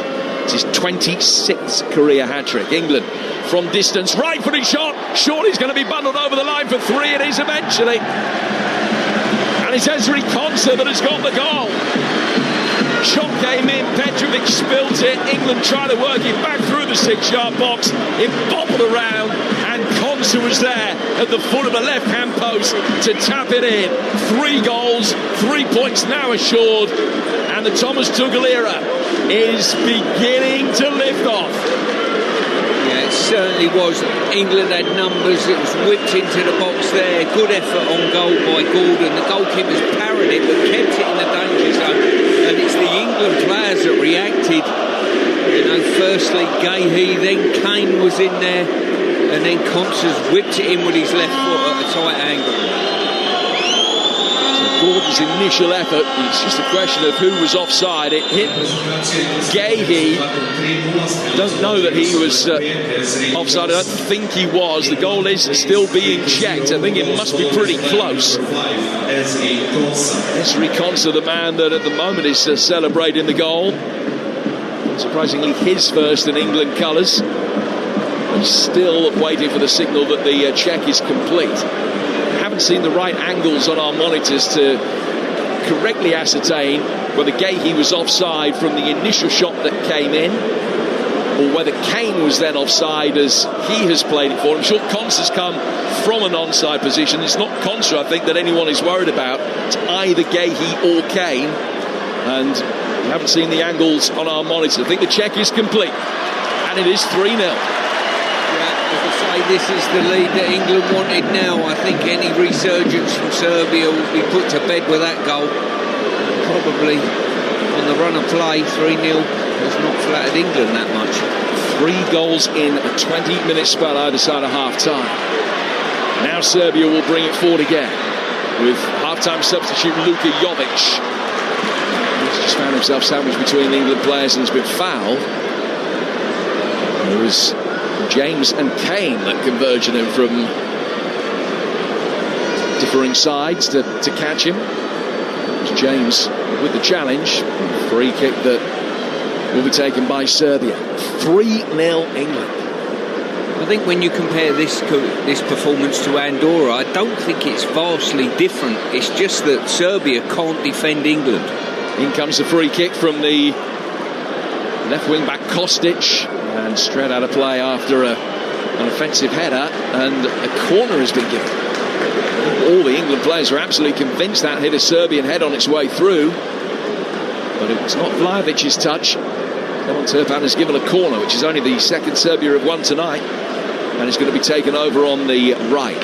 3-0 England. Everybody back defending inside the penalty area as it's swung in very deep. Pickford should be able to come out and catch that. It took a touch off Rodgers' head and bounced back inside his own penalty area. Pickford comes out, takes control, bowls it out quickly, and England are hungry for more. Now scored 11 goals without reply in this qualifying campaign. Leading here by 3 goals to 0. It's a 4-1 win there. Last visit to this part of Belgrade in the late 80s. Last defeat here back in 1968, and I think we're still going to be able to say that tomorrow. Some capitulation if we can't. Anthony Gordon trying to win the ball over on the far touchline from Zivkovic, who's now back in his more customary right wing-back position. Zivkovic has stayed down as the ball rolled over the line. It's going to be an England throw to restart play. It's gone the other way. Referees give it to Serbia, I think. Yeah, some people might say, well, how can you suggest that this performance isn't much better than the Andorra one?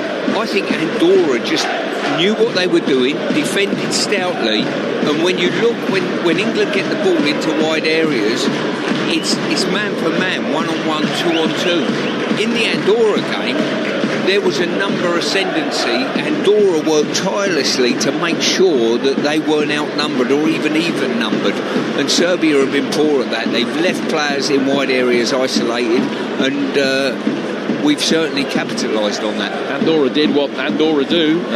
They are well briefed. They're an international side that played to the limit of their potential week in, week out, always fulfilling the same game plan. Serbia have tried to mix it up and do something different to what they normally do tonight, and they haven't been able to do it. I mean, it's been simple as that, really, but taking nothing away from England. This has been a sparkling performance, really. Yeah, on the grounds that we've created chances, hit the back of the net on 3 occasions so far, and in Madueke we've got a player that's sort of almost unplayable to the Serbs, especially the way they're attempting to play him. Do you know what's going to be interesting? Oh, not the marks. The marks out of 10. I think that Adrian's marks out of 10, which will go up on the Talksport website later, will be fascinating. We might even see some 6s and 7s today. Let's go to Swansea during this break in play, and we'll get an update. Wales trying to get back into that game against Canada. Here's Talksport's Lawrence Moore. Whereas Wales 0, Canada 1, but Charlie Crew, the young Leeds midfielder, has just seen his header saved on the line by St Clair in the Canadian goal, who's getting roundly booed after a dive when he had a collision with Dan James. Home crowd not impressed with his theatrics. It remains Wales 0, Canada 1. Zivkovic back on his feet now, and I think we're just about in a position that we can continue. I talked about Adrian's marks out of 10, which are always fascinating, and polarised opinion. They're on the Talksport website. We'll also be bringing the Talksport Daily podcast from 6 tomorrow morning. You'll hear me, Adrian and Stuart reacting to this game tonight. You'll hear from Thomas Tuchel as well. You can download that Talksport Daily podcast from all of your usual providers. I guess one of the things that we'll be talking about as we assess whether this is the Thomas Tuchel blueprint for the future is going to be the role of Declan Rice and Elliot Anderson, and the two of them working in tandem. How have you felt that has been effective tonight? Yeah, I don't think Anderson's caught the eye like we saw in the previous game against Andorra, but it always pleases me that we've got Declan Rice further up the pitch. He can always drop into that hole, which he's done on occasion, and supplement it, but I would prefer him further up the pitch without a doubt. There's Kostic taking the ball down towards the corner flag. He's checked back but couldn't find Pavlovic. Didn't get anything like enough on the touch. Kane can then turn and chip the ball forward, and Rodgers is going to willingly chase after it. Ball worked all the way back to the goalkeeper Petrovic, who sweeps it down to the left-hand side for Pavlovic. He's the player that they tend to try and play out from the back through.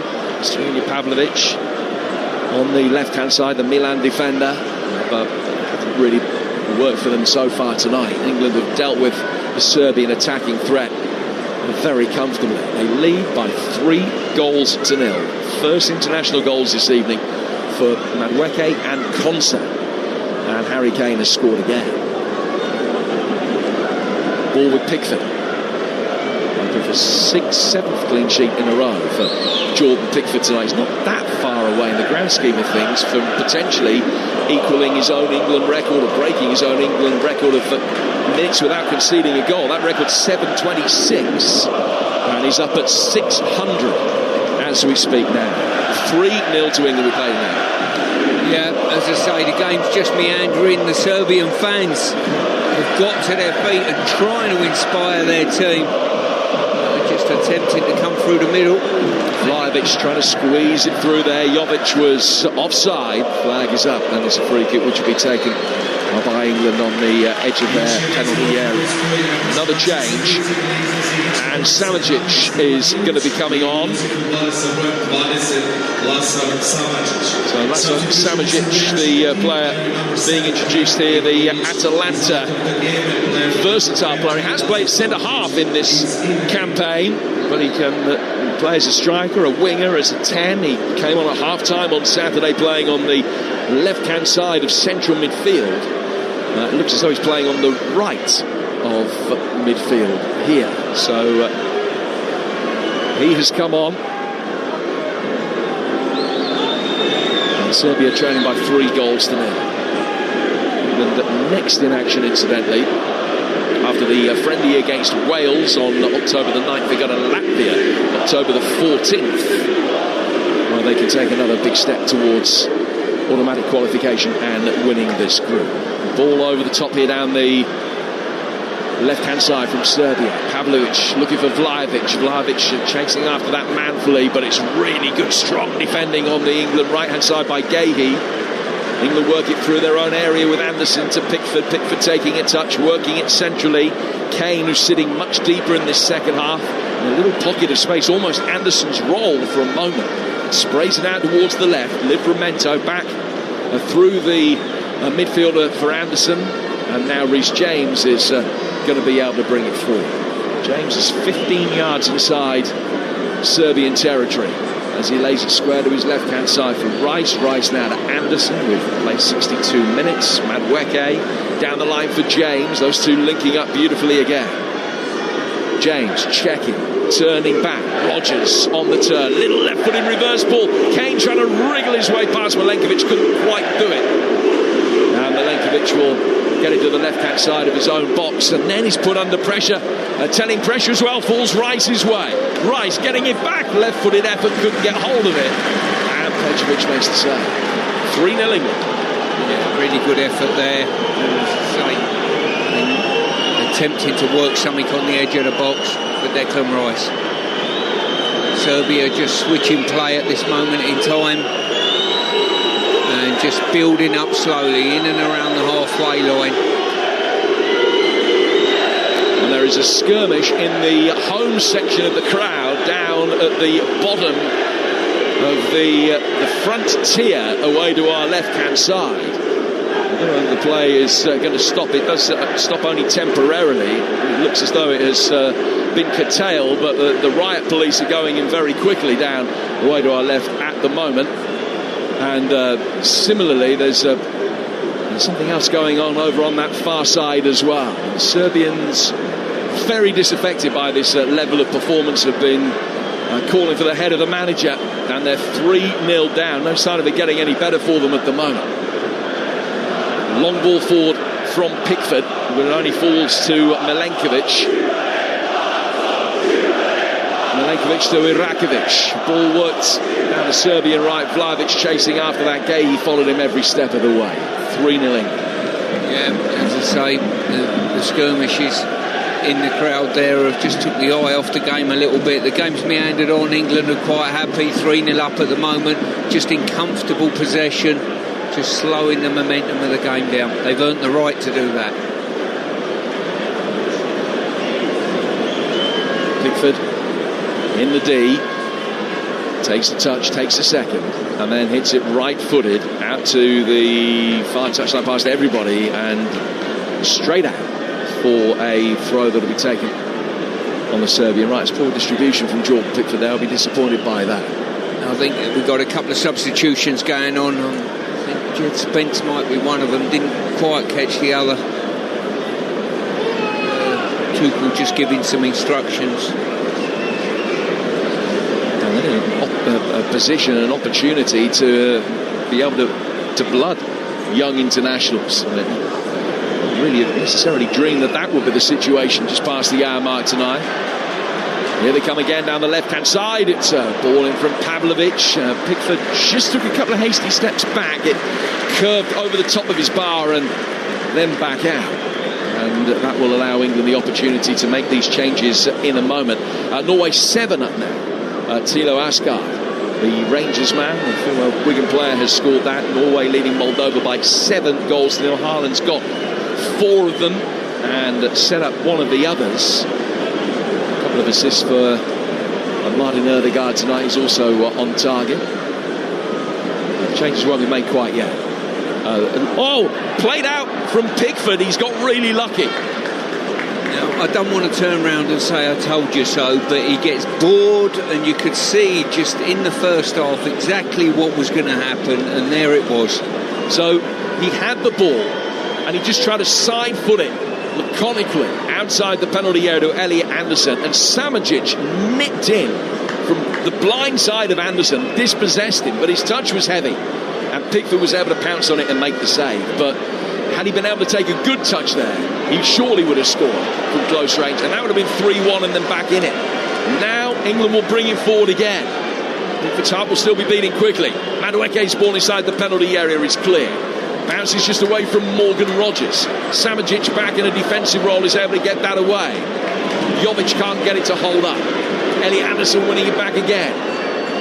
Forest man plays it down the right-hand side for Madueke. Ball curling inside the Serbian penalty area. Half cleared by Irakovic.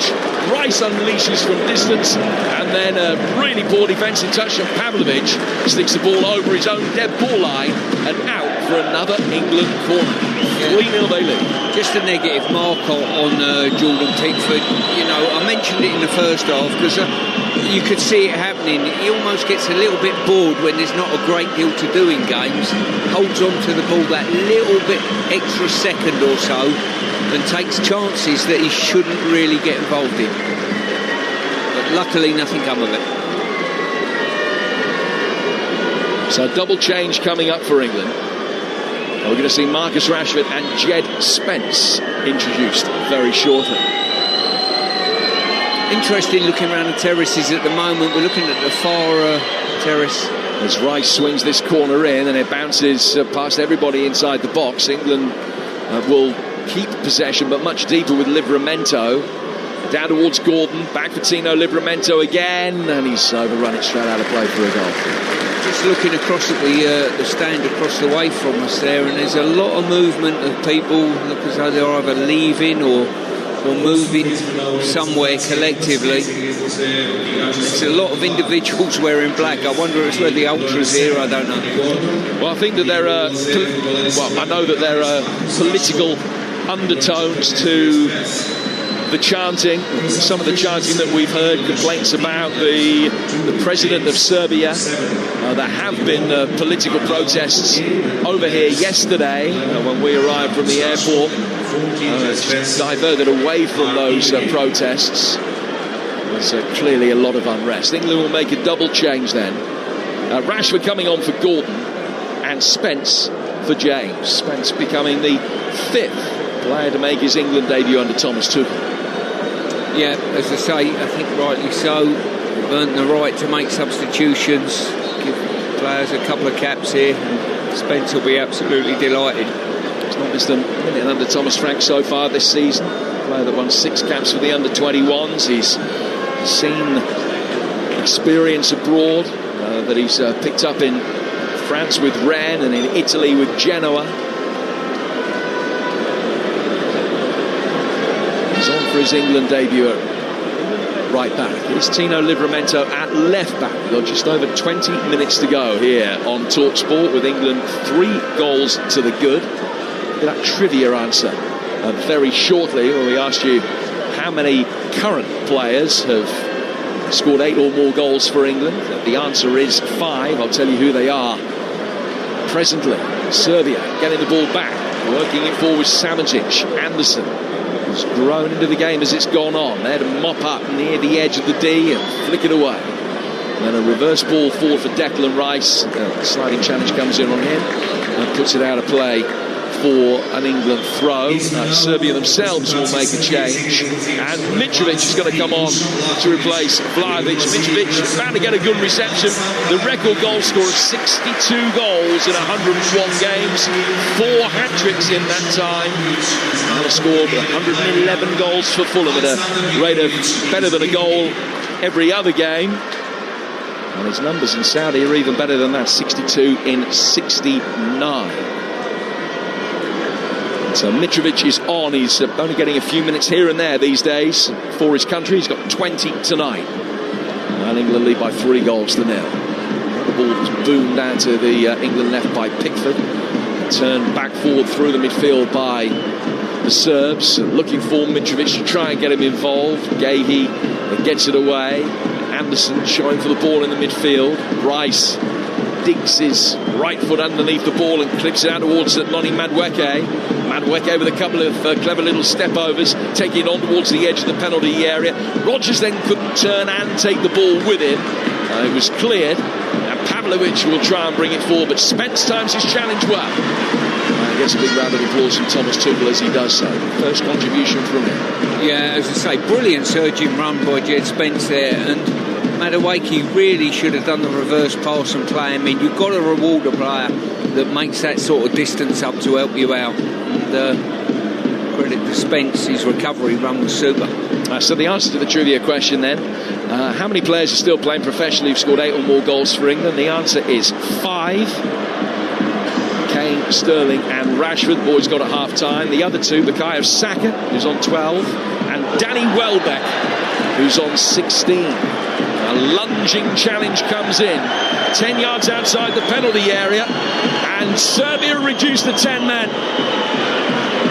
Milenkovic with a sliding challenge. He's brought Kane down.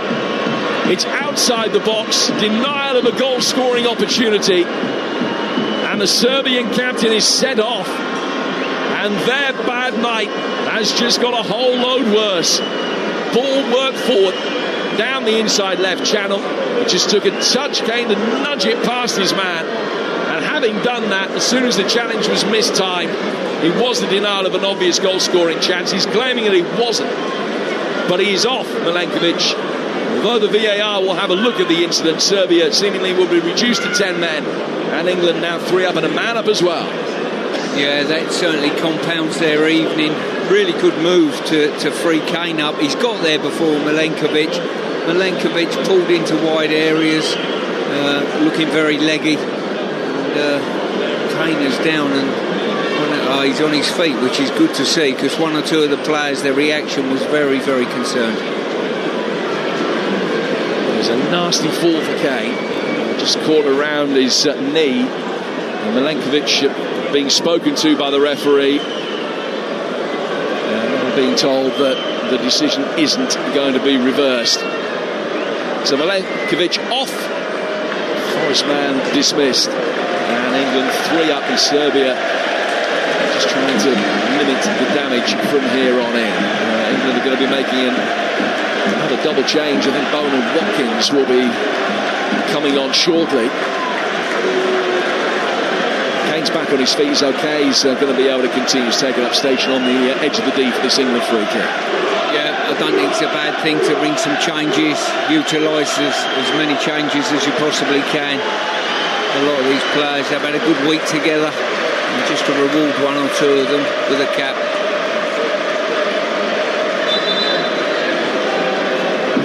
So Serbia lining up, defending this with a line of 7 across the edge of the penalty area. The England change hasn't been made as yet.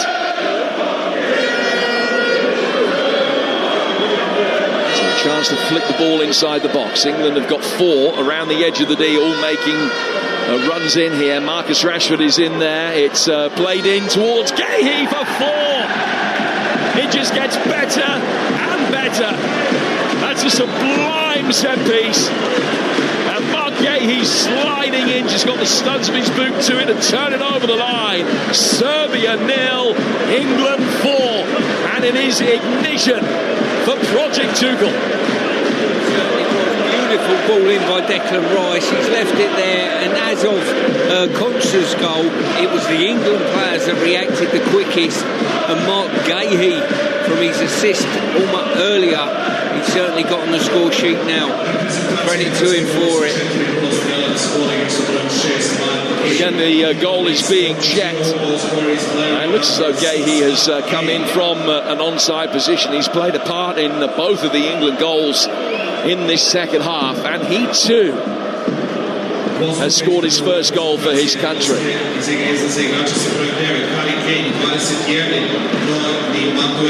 4-0 England. They've scored as many goals in a 45-minute spell tonight as they did in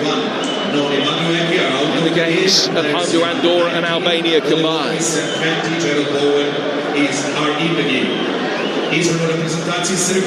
So England have made the changes. Bowen and Watkins coming on. Yeah, as I say, good for them. Good to get a good run out, and it gives a break to one or two players. England's work's done tonight. Wonderful result and good solid performance.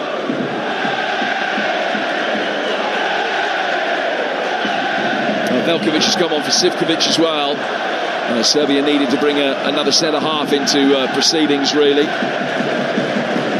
So Mark Gahey scoring goal number 4. There's a Serbian supporter trying to make his way down. He climbed over the red railings and was slowly making his way towards the England fans away to our right. He's now been apprehended, and they won't be watching any more of the game. England double change incidentally. Watkins and Bowen on for Kane and Madueke. As I say, both of those. Harris led the line well, broke the deadlock, and Madueke probably been the standout player.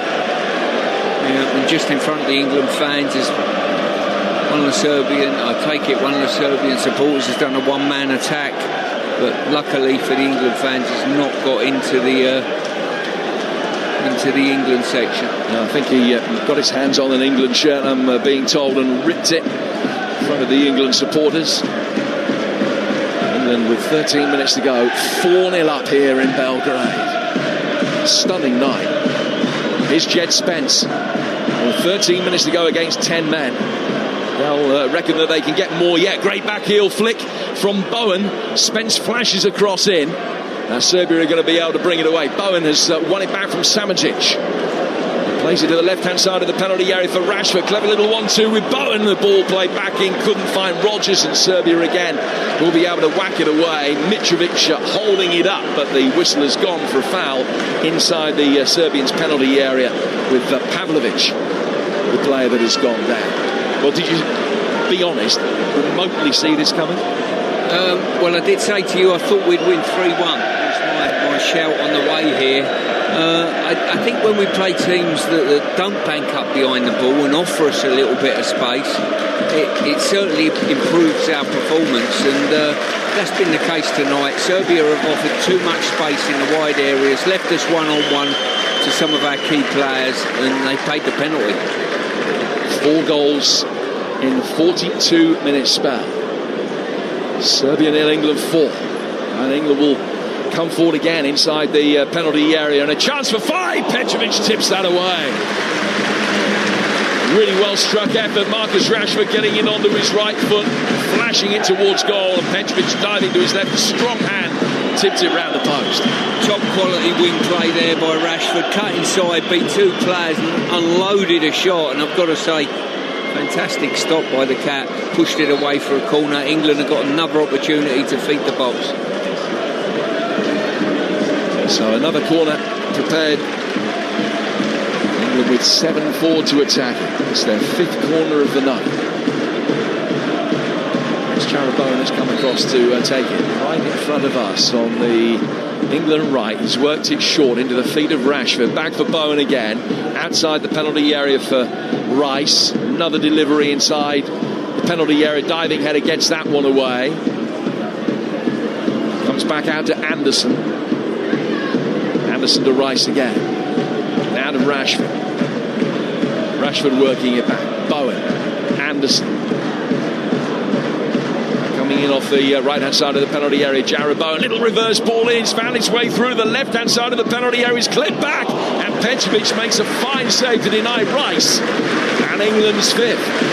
Serbian back line all over the place now, but I've got to say England's interchange 1 and 2 passing has been superb. Gahey keeping it alive there, and Rice drove it. Petrovic, fantastic stop by him again. It's now Norway 10, Moldova 1. Tilo Asgard has scored an 11-minute hat-trick, and Haaland has 5. 10-1 to Norway.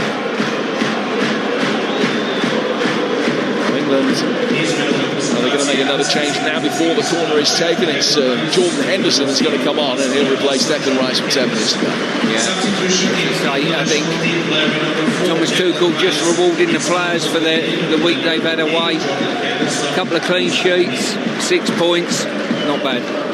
Elsewhere, Portugal 2-1 up in Hungary. And Cristiano Ronaldo's 141st international goal, and the potential winner there with 9 minutes to go. Portugal leading by 2-1. France 2, Iceland 1. They trailed in that. They lead 2-1, but Chouameni has just been sent off. So France down to 10 men. 9 minutes to go. Serbia down to 10 men here, and trailing England by 4-0. Plenty of empty seats around now. In comes this latest England corner, swung to the penalty spot where the bodies went up for it. Gahey couldn't make clean contact. Serbia dig it away and look decidedly lethargic as they push out of the penalty area. Back it goes again to Bowen on the left-hand side of the area, and it is turned into the far post only for the flag to go up. And any thoughts of number 5 are very quickly eradicated. Ollie Watkins just for a moment thought he'd sniffed another England goal, but he made his run too early. Yeah, he did. Credit to Jared Bowen there, he picked the ball up out wide, no one fronted him up, so he thought, you know what, I'm going to drive in the box and shoot. He's just pulled his shot slightly, but Watkins towed it in, but the flag was up. Well, Serbia have been really poor tonight, but it is worth pointing out that it is a team that have only been beaten once on home soil in 12 games. They hadn't conceded in 5 home matches coming into tonight, and that included a 0-0 draw with Spain. This will be their first home defeat for just a few days short of 2 years since Hungary won here. They hadn't conceded a goal when the deadlock was broken by Harry Kane tonight for just a little less than 6 hours. So whilst they haven't been good, part of that is that England haven't allowed them to be, for all Stuart's misgivings about the way that they have approached this under Dragan Stojkovic tonight. But that's not taking anything away from England. They've won, or will be winning this game, very handsomely indeed, against a side who've been in decent form at home. 4-0 to England. The group, as it stands right now, with Albania still leading Latvia 1-0. England 15 points from 5, Albania 8 from 5, and Serbia 7 from 4. With Latvia and Andorra not going to be troubling anybody. Mitrovic heads the ball on, and it's knocked away by Harry Kane on the edge of his own penalty area. He has dropped deeper and deeper at times tonight. Ball goes out to the left. Work forward again through the England midfield. Down he comes towards Concert. Concert to Spence. Spence towards the edge of the penalty area. And Morgan Rogers have made a run for him. Back for Jordan Henderson. And then Henderson to Gahey. Out to the England left, where they've got a man over again. Ball worked into the feet of Ollie Watkins, who will pick it up and turn it away, finding Rogers. Rogers very cleverly on the half-turn spins and finds Bowen, whose left-footed shot took a couple of deflections. It doesn't quite sit up for him for second bite of the cherry. And Serbia will get it away towards the relative sanctuary of halfway, where Gahey will find Konsa, and he will turn and build forward again, 4-0. Yeah, as I say, this result just builds a bit of confidence. You know, in 1 or 2 quarters, the performance against Andorra wasn't good enough. And to be fair, the England team, I think this will do the confidence very good. You know, the togetherness, it will bond them a touch more and give them something to build on next month. And they haven't taken their foot off the gas. They've just been given a free kick, and they've taken it really quickly. They're pushing forward again on the left-hand side of the penalty area, waiting. Watkins trying to find a little bit of space. Comes back to the edge of the box, where a right-footed shot from distance from Anderson hit somebody. Might even have been Bowen. And it's clear. Back out for Anderson again. Anderson looking for Bowen on the edge of the D. It's knocked away by Samoncic away from him. Down to Jed Spence. Very special night for him. Spence back behind, square to his left. Henderson playing a similar ball out towards Gahey. And they're trying to get Livramento in, but Samoncic is back to cover, and he will clip it away left-footed towards halfway. 4-0 to England. 5 minutes to go. Don't forget, check out the Talksport Daily podcast from 6 a.m. tomorrow on your way to work. A full rundown into this performance, trying to dissect it, what it actually means for England going forward, what the positives are, what they have been in the Thomas Tuchel reign so far, and whether we have tonight seen the blueprint for the way that he's going to be able to attack and beat better sides en route to the World Cup. Well, that's with Stuart and Adrian and myself. The Talksport Daily podcast, your usual podcast provided tomorrow from 6, as Bowen tries to wriggle his way through, but Lukic can help it away. And then it's played forward again by Mitrovic, Pavlovic, and now Konsa. Gahey sliding back. It's a well-timed challenge to win it back. In fact, the free kick is having been given. The referee has then pulled play back, and there was no advantage to Serbia to give them a free kick a couple of yards in England territory. 4 to go. Yeah, as I say, England, I mean, looking around the stadium now, the sparseness of the Serbian section tells you everything, what the score is. Literally, there must be a quarter of the people in this stadium now. Everyone's vacated, and England have played their part in moving people out with the scoreline. Spence got some defending to do as Kostic tries to get past him, and it's come off Spence and goes out of play for a throw. Let's go back to Swansea. Here's Lawrence Moura. Wales 0, Canada 1. We've entered the final 5 minutes of the 90, and it's got into a right old kicking match. Both teams getting very feisty off the ball incidents, but Wales looking no further closer to getting an equaliser. And 2 more debutants on, Kai Andrews and Joel Colwill. With 4 minutes to go, it's Wales 0, Canada 1.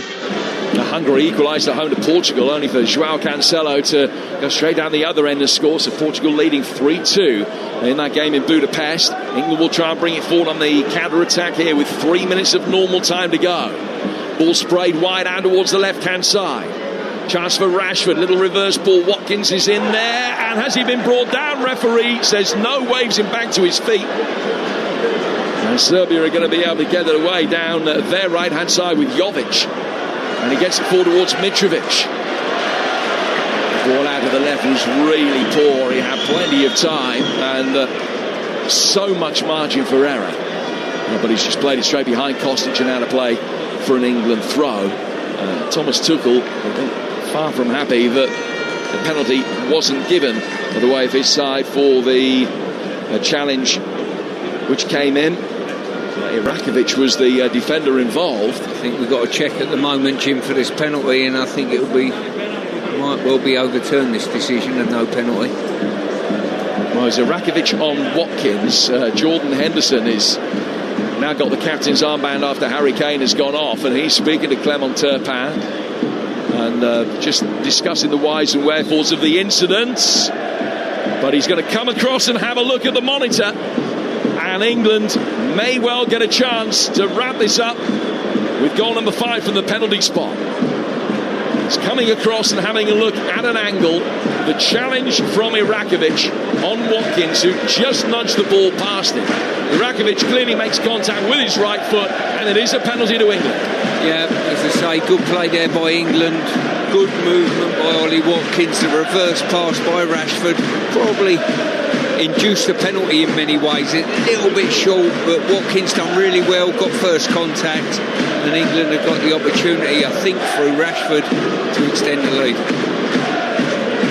Well, Marcus Rashford has the ball in his hand, and he's made his way forward. He's only scored 1 goal in his last 10 internationals, which was, I think, end of 2 years ago against Italy. He has the chance here to net his 18th goal for his country. Be honest, who at the start of the day thought that England might be celebrating a 5-0 win in Belgrade tonight?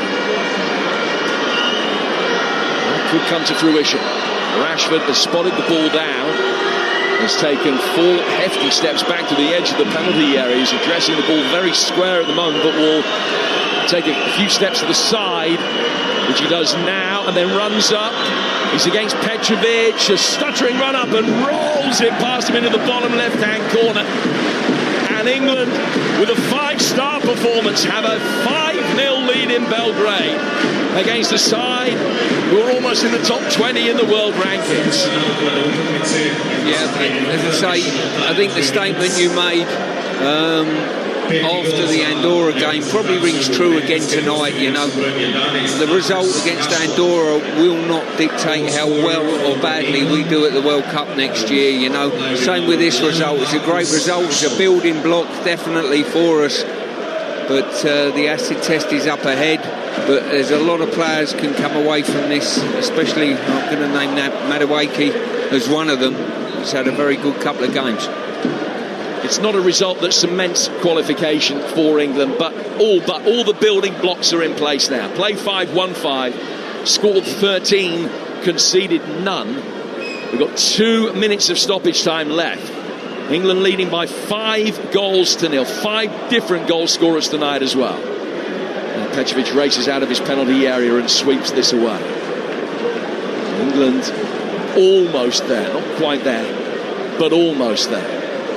But it's all about the performance tonight. It's not the result necessarily. The 3 points are huge, that goes without saying, within the context of the qualification group. But it's the level of performance, the way that they have been able to come away from home and get the job done.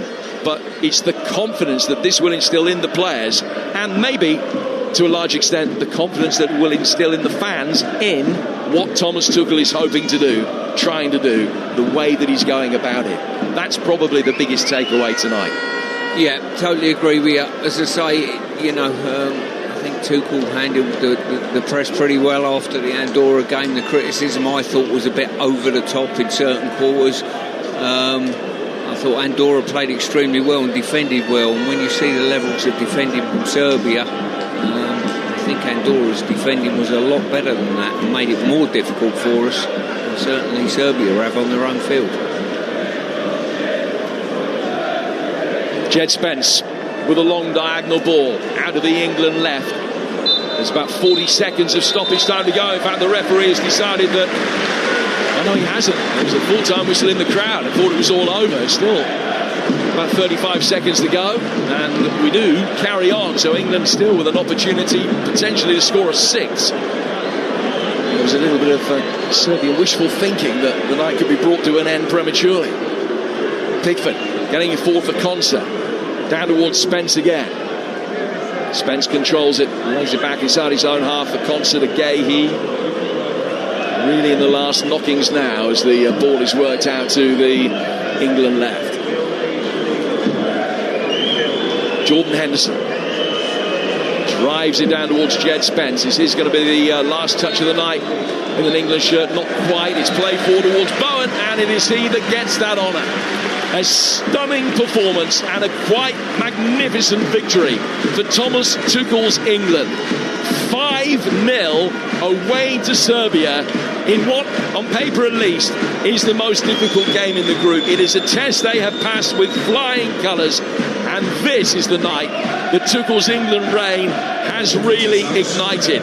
Kane and Madueke with two quick-fire goals just past the half-hour mark. Konsa and Gahey added their first for their country. Rashford nonchalantly rolled in a late penalty. Everything that could have gone England's way tonight has done.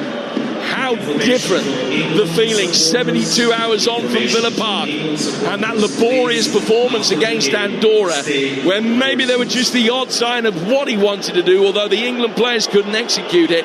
Tonight, plenty of signs as the way forward. The blueprint has been laid against the Balkans in blue against them tonight. England magnificent. Serbia 0. England 5. Well, that was sensational. And if you want to talk about it as much as you wanted to talk about how poor England might have been on Saturday against Andorra, then please get your calls in. Sports Bar will be waiting for them at 10 o'clock on Talksport. Jamie O'Hara, Jason Gundy, 03717 223344. And as the England players down on the pitch make their way over to the corner to salute the England fans who got behind them from the very first moment they took to the pitch to warm up.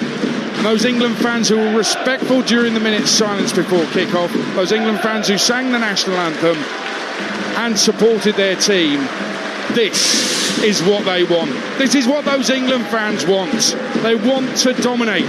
They want goals. They want clean sheets. They want good football. It's exactly what has been delivered. And maybe, just maybe, everybody was asking for it a little bit too soon from Thomas Tuchel.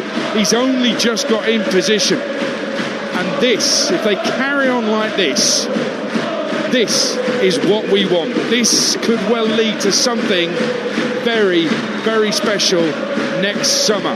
But let's not get ahead of ourselves. The group looks like this. England are virtually there in Group K. Albania beat Latvia 1-0 to go second, but England are 7 points clear of Albania in second place in the group. England 15 from 5. They haven't even conceded a goal in those 5 wins. They have scored 12 goals. Remarkable. Albania in second, 7 points behind. Then Serbia on 7, Latvia on 4, Andorra yet to get off the mark. I make it that if England's win in Riga against Latvia next month, then that's it. They have qualified for the World Cup, and they've still got games to spare after that. We'll reflect on this brilliant England performance with Stuart Pearce in just a moment. Let's get full time though from Swansea in the Wales friendly. Lawrence Moore. Yeah, it finished Wales 0, Canada 1. Craig Bellamy's first international friendly ends in defeat. It's the first time in 7 games that Wales have failed to score, and the game was settled by a stunning first half free kick by Glasgow Rangers new centre-back signing Derek Cornelius. 25 yards out, up and over the wall and into the top corner. Wales played 5 teenagers tonight. There were debuts for Cardiff City's Ronan Capaccio and Joel Colwell, Coventry's Kai Andrews, and a first start for Leeds' Charlie Crew.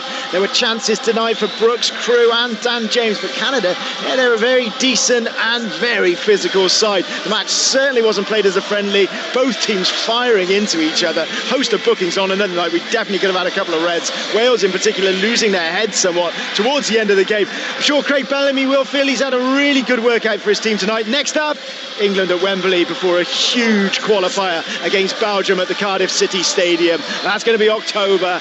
At the Swansea.com Stadium it finished Wales 0, Canada 1. And here in Belgrade, live on Talksport, it finished Serbia 0, England 5. And just a little caveat to that England qualification scenario. Serbia, of course, have played a game fewer, so not quite as clear-cut. But judging by tonight's performance, Stuart Pearce, Serbia are not going to threaten anybody at the top of the group. England are virtually there. They're as good as there. What a performance that was. Superb, wasn't it? It certainly was. I mean, we wanted a performance with goals, up-tempo, and I think we got that. We had punch in the wide areas, which I think playing this formation is vitally important. I think that is the key to this formation. And the players will come away from both games and think to themselves, yeah, listen, we've had a good international break and let's come back, and they'll be looking forward to coming back next month. The reality with England is, and you know better than anybody, the scrutiny is phenomenal. It's bigger than anything else. England is bigger than anything else. Whatever anybody says when they say club before country and all that, whatever England do is monitored so closely. And so therefore the scrutiny is there and the criticism is there. And sometimes that criticism is understandable. When England play badly, people will say, I think England have played badly. When they play brilliantly like tonight, guess what they're going to say? They play brilliantly. I want more of that. You can't always replicate that. But this was a big statement, I think, from Thomas Tuchel, wasn't it? I think it was a big statement in regard to the pressure that the team and the manager were under in some ways. I think Tuchel's been around the block long enough. I listened to him in his press conferences as we did last night, and he's been around the block. He understands the game. He don't get too excited or downcast. I don't think he's that way inclined. But they went into the game under a bit of pressure in a hostile environment, and they've come away with a 5-0 victory. That takes some doing, eh? 4 of the 5 goals were from set pieces. A couple of really good deliveries from Declan Rice leading to goals among those assists. For me, that's not a problem. I mean, this is who cares how you score a goal as long as it goes in. I think Thomas Tuchel has recognised that this could be the way forward for this England side. Well, we saw England's best, most fluent football probably come at the end of the game. I know the Serbs were down to 10 men. I know that they had their hearts broken at that stage. But the only reason you can play like that is because you've scored 2 or 3 goals in advance of that, and all of a sudden everyone wants a touch of the ball because the pressure's off. So, listen, you can't knock that. It was a faultless performance, a 5-0, a clean sheet. Pickford decided to get a little bit bored and get involved, but we managed to clear up the odd error that we saw coming in the first half. It just took a while to come, so we're all happy. Well, you mentioned Jordan Pickford, and I do want to talk about this because I think there's 2 sides to this. We've gone 10 hours without conceding a goal in competitive football. The only goals England conceded were against Senegal, and Dean Henderson was in goal. So Jordan Pickford is part of that. Yet again, though, it's another game where the opposition didn't have a shot on target. He isn't being tested. And I think there's only 2 things that you can have concerns about with Jordan Pickford. For me, there's no dispute. He is England's number 1. I don't think there's a little bit of competition from Dean Henderson, but I think he's the undisputed number 1. It'd be a massive shock if he were to be replaced as England goalkeeper between now and the World Cup. But I want you to elaborate on what you just said there about that little moment where he kind of made a pass out. It was very sloppy. Also, he is only 6 foot, and I think the keepers these days are usually bigger than that. Nothing he can do about that. Given that height, he's still a brilliant goalkeeper, but that was really sloppy, and he can't afford to be doing that, can he? No, all it is, in all honesty, it's boredom. he gets bored at the back because there's nothing going on. So he gets a really advanced position as a goalkeeper and wants more of the ball.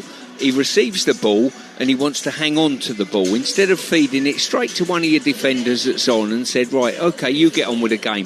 If you need me, I'm here, I'm your goalkeeper, but I don't want to be front and centre of attention. I think there's just that little bit of boredom factor with him that he has to get involved and has to take the odd chance because he's hung on to the ball a little bit too long, I saw it coming in the first half. You did flag it up, That's why yeah. I pre-warned you that I thought something of that nature was coming. Luckily for him, the ball didn't end up in the net. If you're his goalkeeping coach, say, listen, you've had a good game, you've had nothing to do. That's perfect for us. Keep it that way. Yeah. I mean, listen, the more games we have where the opposition don't get a shot on target, I'm happy because it means they're highly unlikely to score. If we just go through the goals very quickly again, England went one up just after the half-hour mark. It was a Declan Rice corner. It was a Harry Kane header. And actually, from a Harry Kane point of view, I thought he was really good today. And his movement was really good, but he was in the right place, right time, totally unmarked in the box, which is ridiculous. And he's got down well to steer it home, really. Well, we're looking at the replay here. How do you not mark Harry Kane with 73 goals in an England shirt? You let him stand on the edge of the box, defender wrong side of him, and he just ambles in the box. He doesn't get off the ground. He skews his body and heads it in from the penalty spot. It is woeful defending. And when I said to Jim earlier, Andorra wouldn't have let that happen. And that's why I find it a little bit harsh that people knock England's performance against Andorra, because England didn't have the opportunities and the space like we did tonight, Jim. And they had the warning as well from that set piece, because the previous corner that had come in, they hadn't picked him up then either. And he'd taken up station about 16 yards from the goal line. His first step is backwards. Nobody goes with him, and that gives him a chance to get some momentum and have the run. Now, they couldn't find him with the first ball that was played in, but Rice did with the second. Ollie Watkins only got 15 minutes. Bearing in mind the game was won just after half-time, is that enough? Should he be getting more game time? It's a difficult one because you've just finished glorifying about Harry Kane, who wants to be on the pitch and wants to score the goals. And to be fair, it's a like for like, really, isn't it? So you're going to be taking Harry Kane off. Do you do that at half-time? The game's not won there. You know, Ollie Watkins will turn around and say, yes, I need more game time, but it's good to see him on the pitch. He's induced the penalty, which helped get the fifth goal, so that was a real bonus. Yeah, hit the net as well, but it was disallowed. Second goal, it's all about the Morgan Rogers touch. And Madueke was a terrific performance tonight, and he gets the goal. The Morgan Rogers touch really, for me, it puts him right in a strong position. He's got a strong claim to be a starter for England, to be a number 10 for England. He's a really good footballer. Yeah, it's like a lot of these players. They need to be given confidence in certain positions, you know. Only a few months ago we were revering the likes of Foden and Cole Palmer to play in that position. Tonight, if you're not here and someone else is wearing the shirt, this is what happens, you know. He's done himself no harm at all in this team performance. He's played his part in it. And as I say, Rogers, wonderful little deft flick. And when Madueke goes in behind that back line, you're never catching him. It's a lovely goal, isn't it? From back to front, it's just lovely football from England. This is what they want. Well, what we want is forward passing. You know what I mean? I think that's what was missing a little bit. Forthright passing against Andorra. I think we saw a bit more of it here. The opposition allowed us to play a little bit more that way, I think. Yeah, it's a really lovely goal, the second one. And then 5-6 minutes into the second half, there's a scramble. The keeper makes an error from the long-range shot, and Ezri Konsa capitalises for a goal for England. Yeah, he does. What I like about it, there's England shirts reacting to the ball coming across the box. The blue shirts don't. They hold a line. All of a sudden, it's 2-3 England players reacting quickly between the goalposts. And Konsa done well, actually, to just get it in from a very tight angle. Just does Harry Kane do really well as well? Because I think he might be called offside. If he goes for the ball, he might be called offside. He's offside when the shot comes in. But it looks like he leaves it, because I thought he might just have lunged for it, but is he really smart and just leaves it because he knows he's offside? Well, at this stage, after a 5-0 victory, I'm not going to suggest that Harry Kane is going to be selfish enough to go for the ball. He's that clever as a player and that good as a player. For him to have left that, if he did, and I'm going to give him credit for it, he's kept himself onside and ruled in the goal. I'm going to hold my hands up here. I think I was too harsh on Mark Gahey at the weekend with the marks. No. I always hold my hands up when I know I've got it wrong. I rewatched the games and I got that one wrong.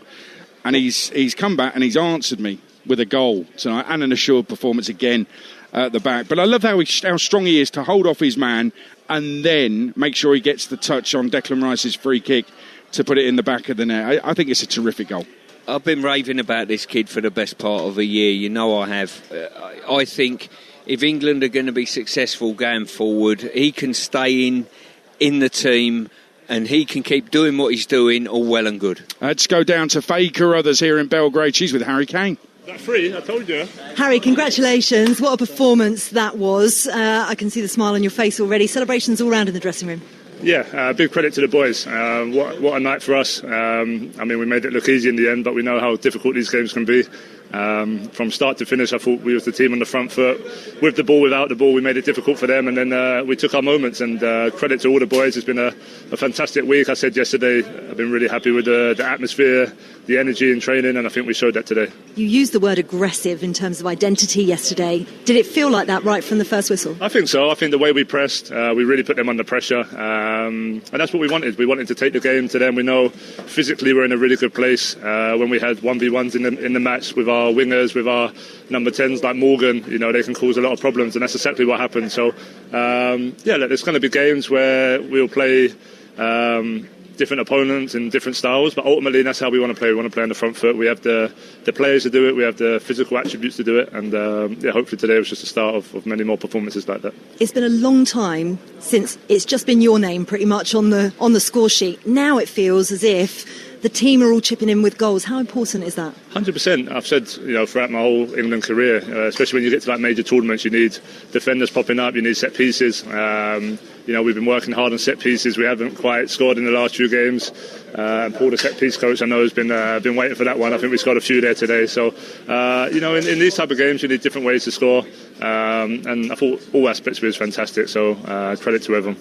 Jim Proudfoot on commentary said, "This is lift-off.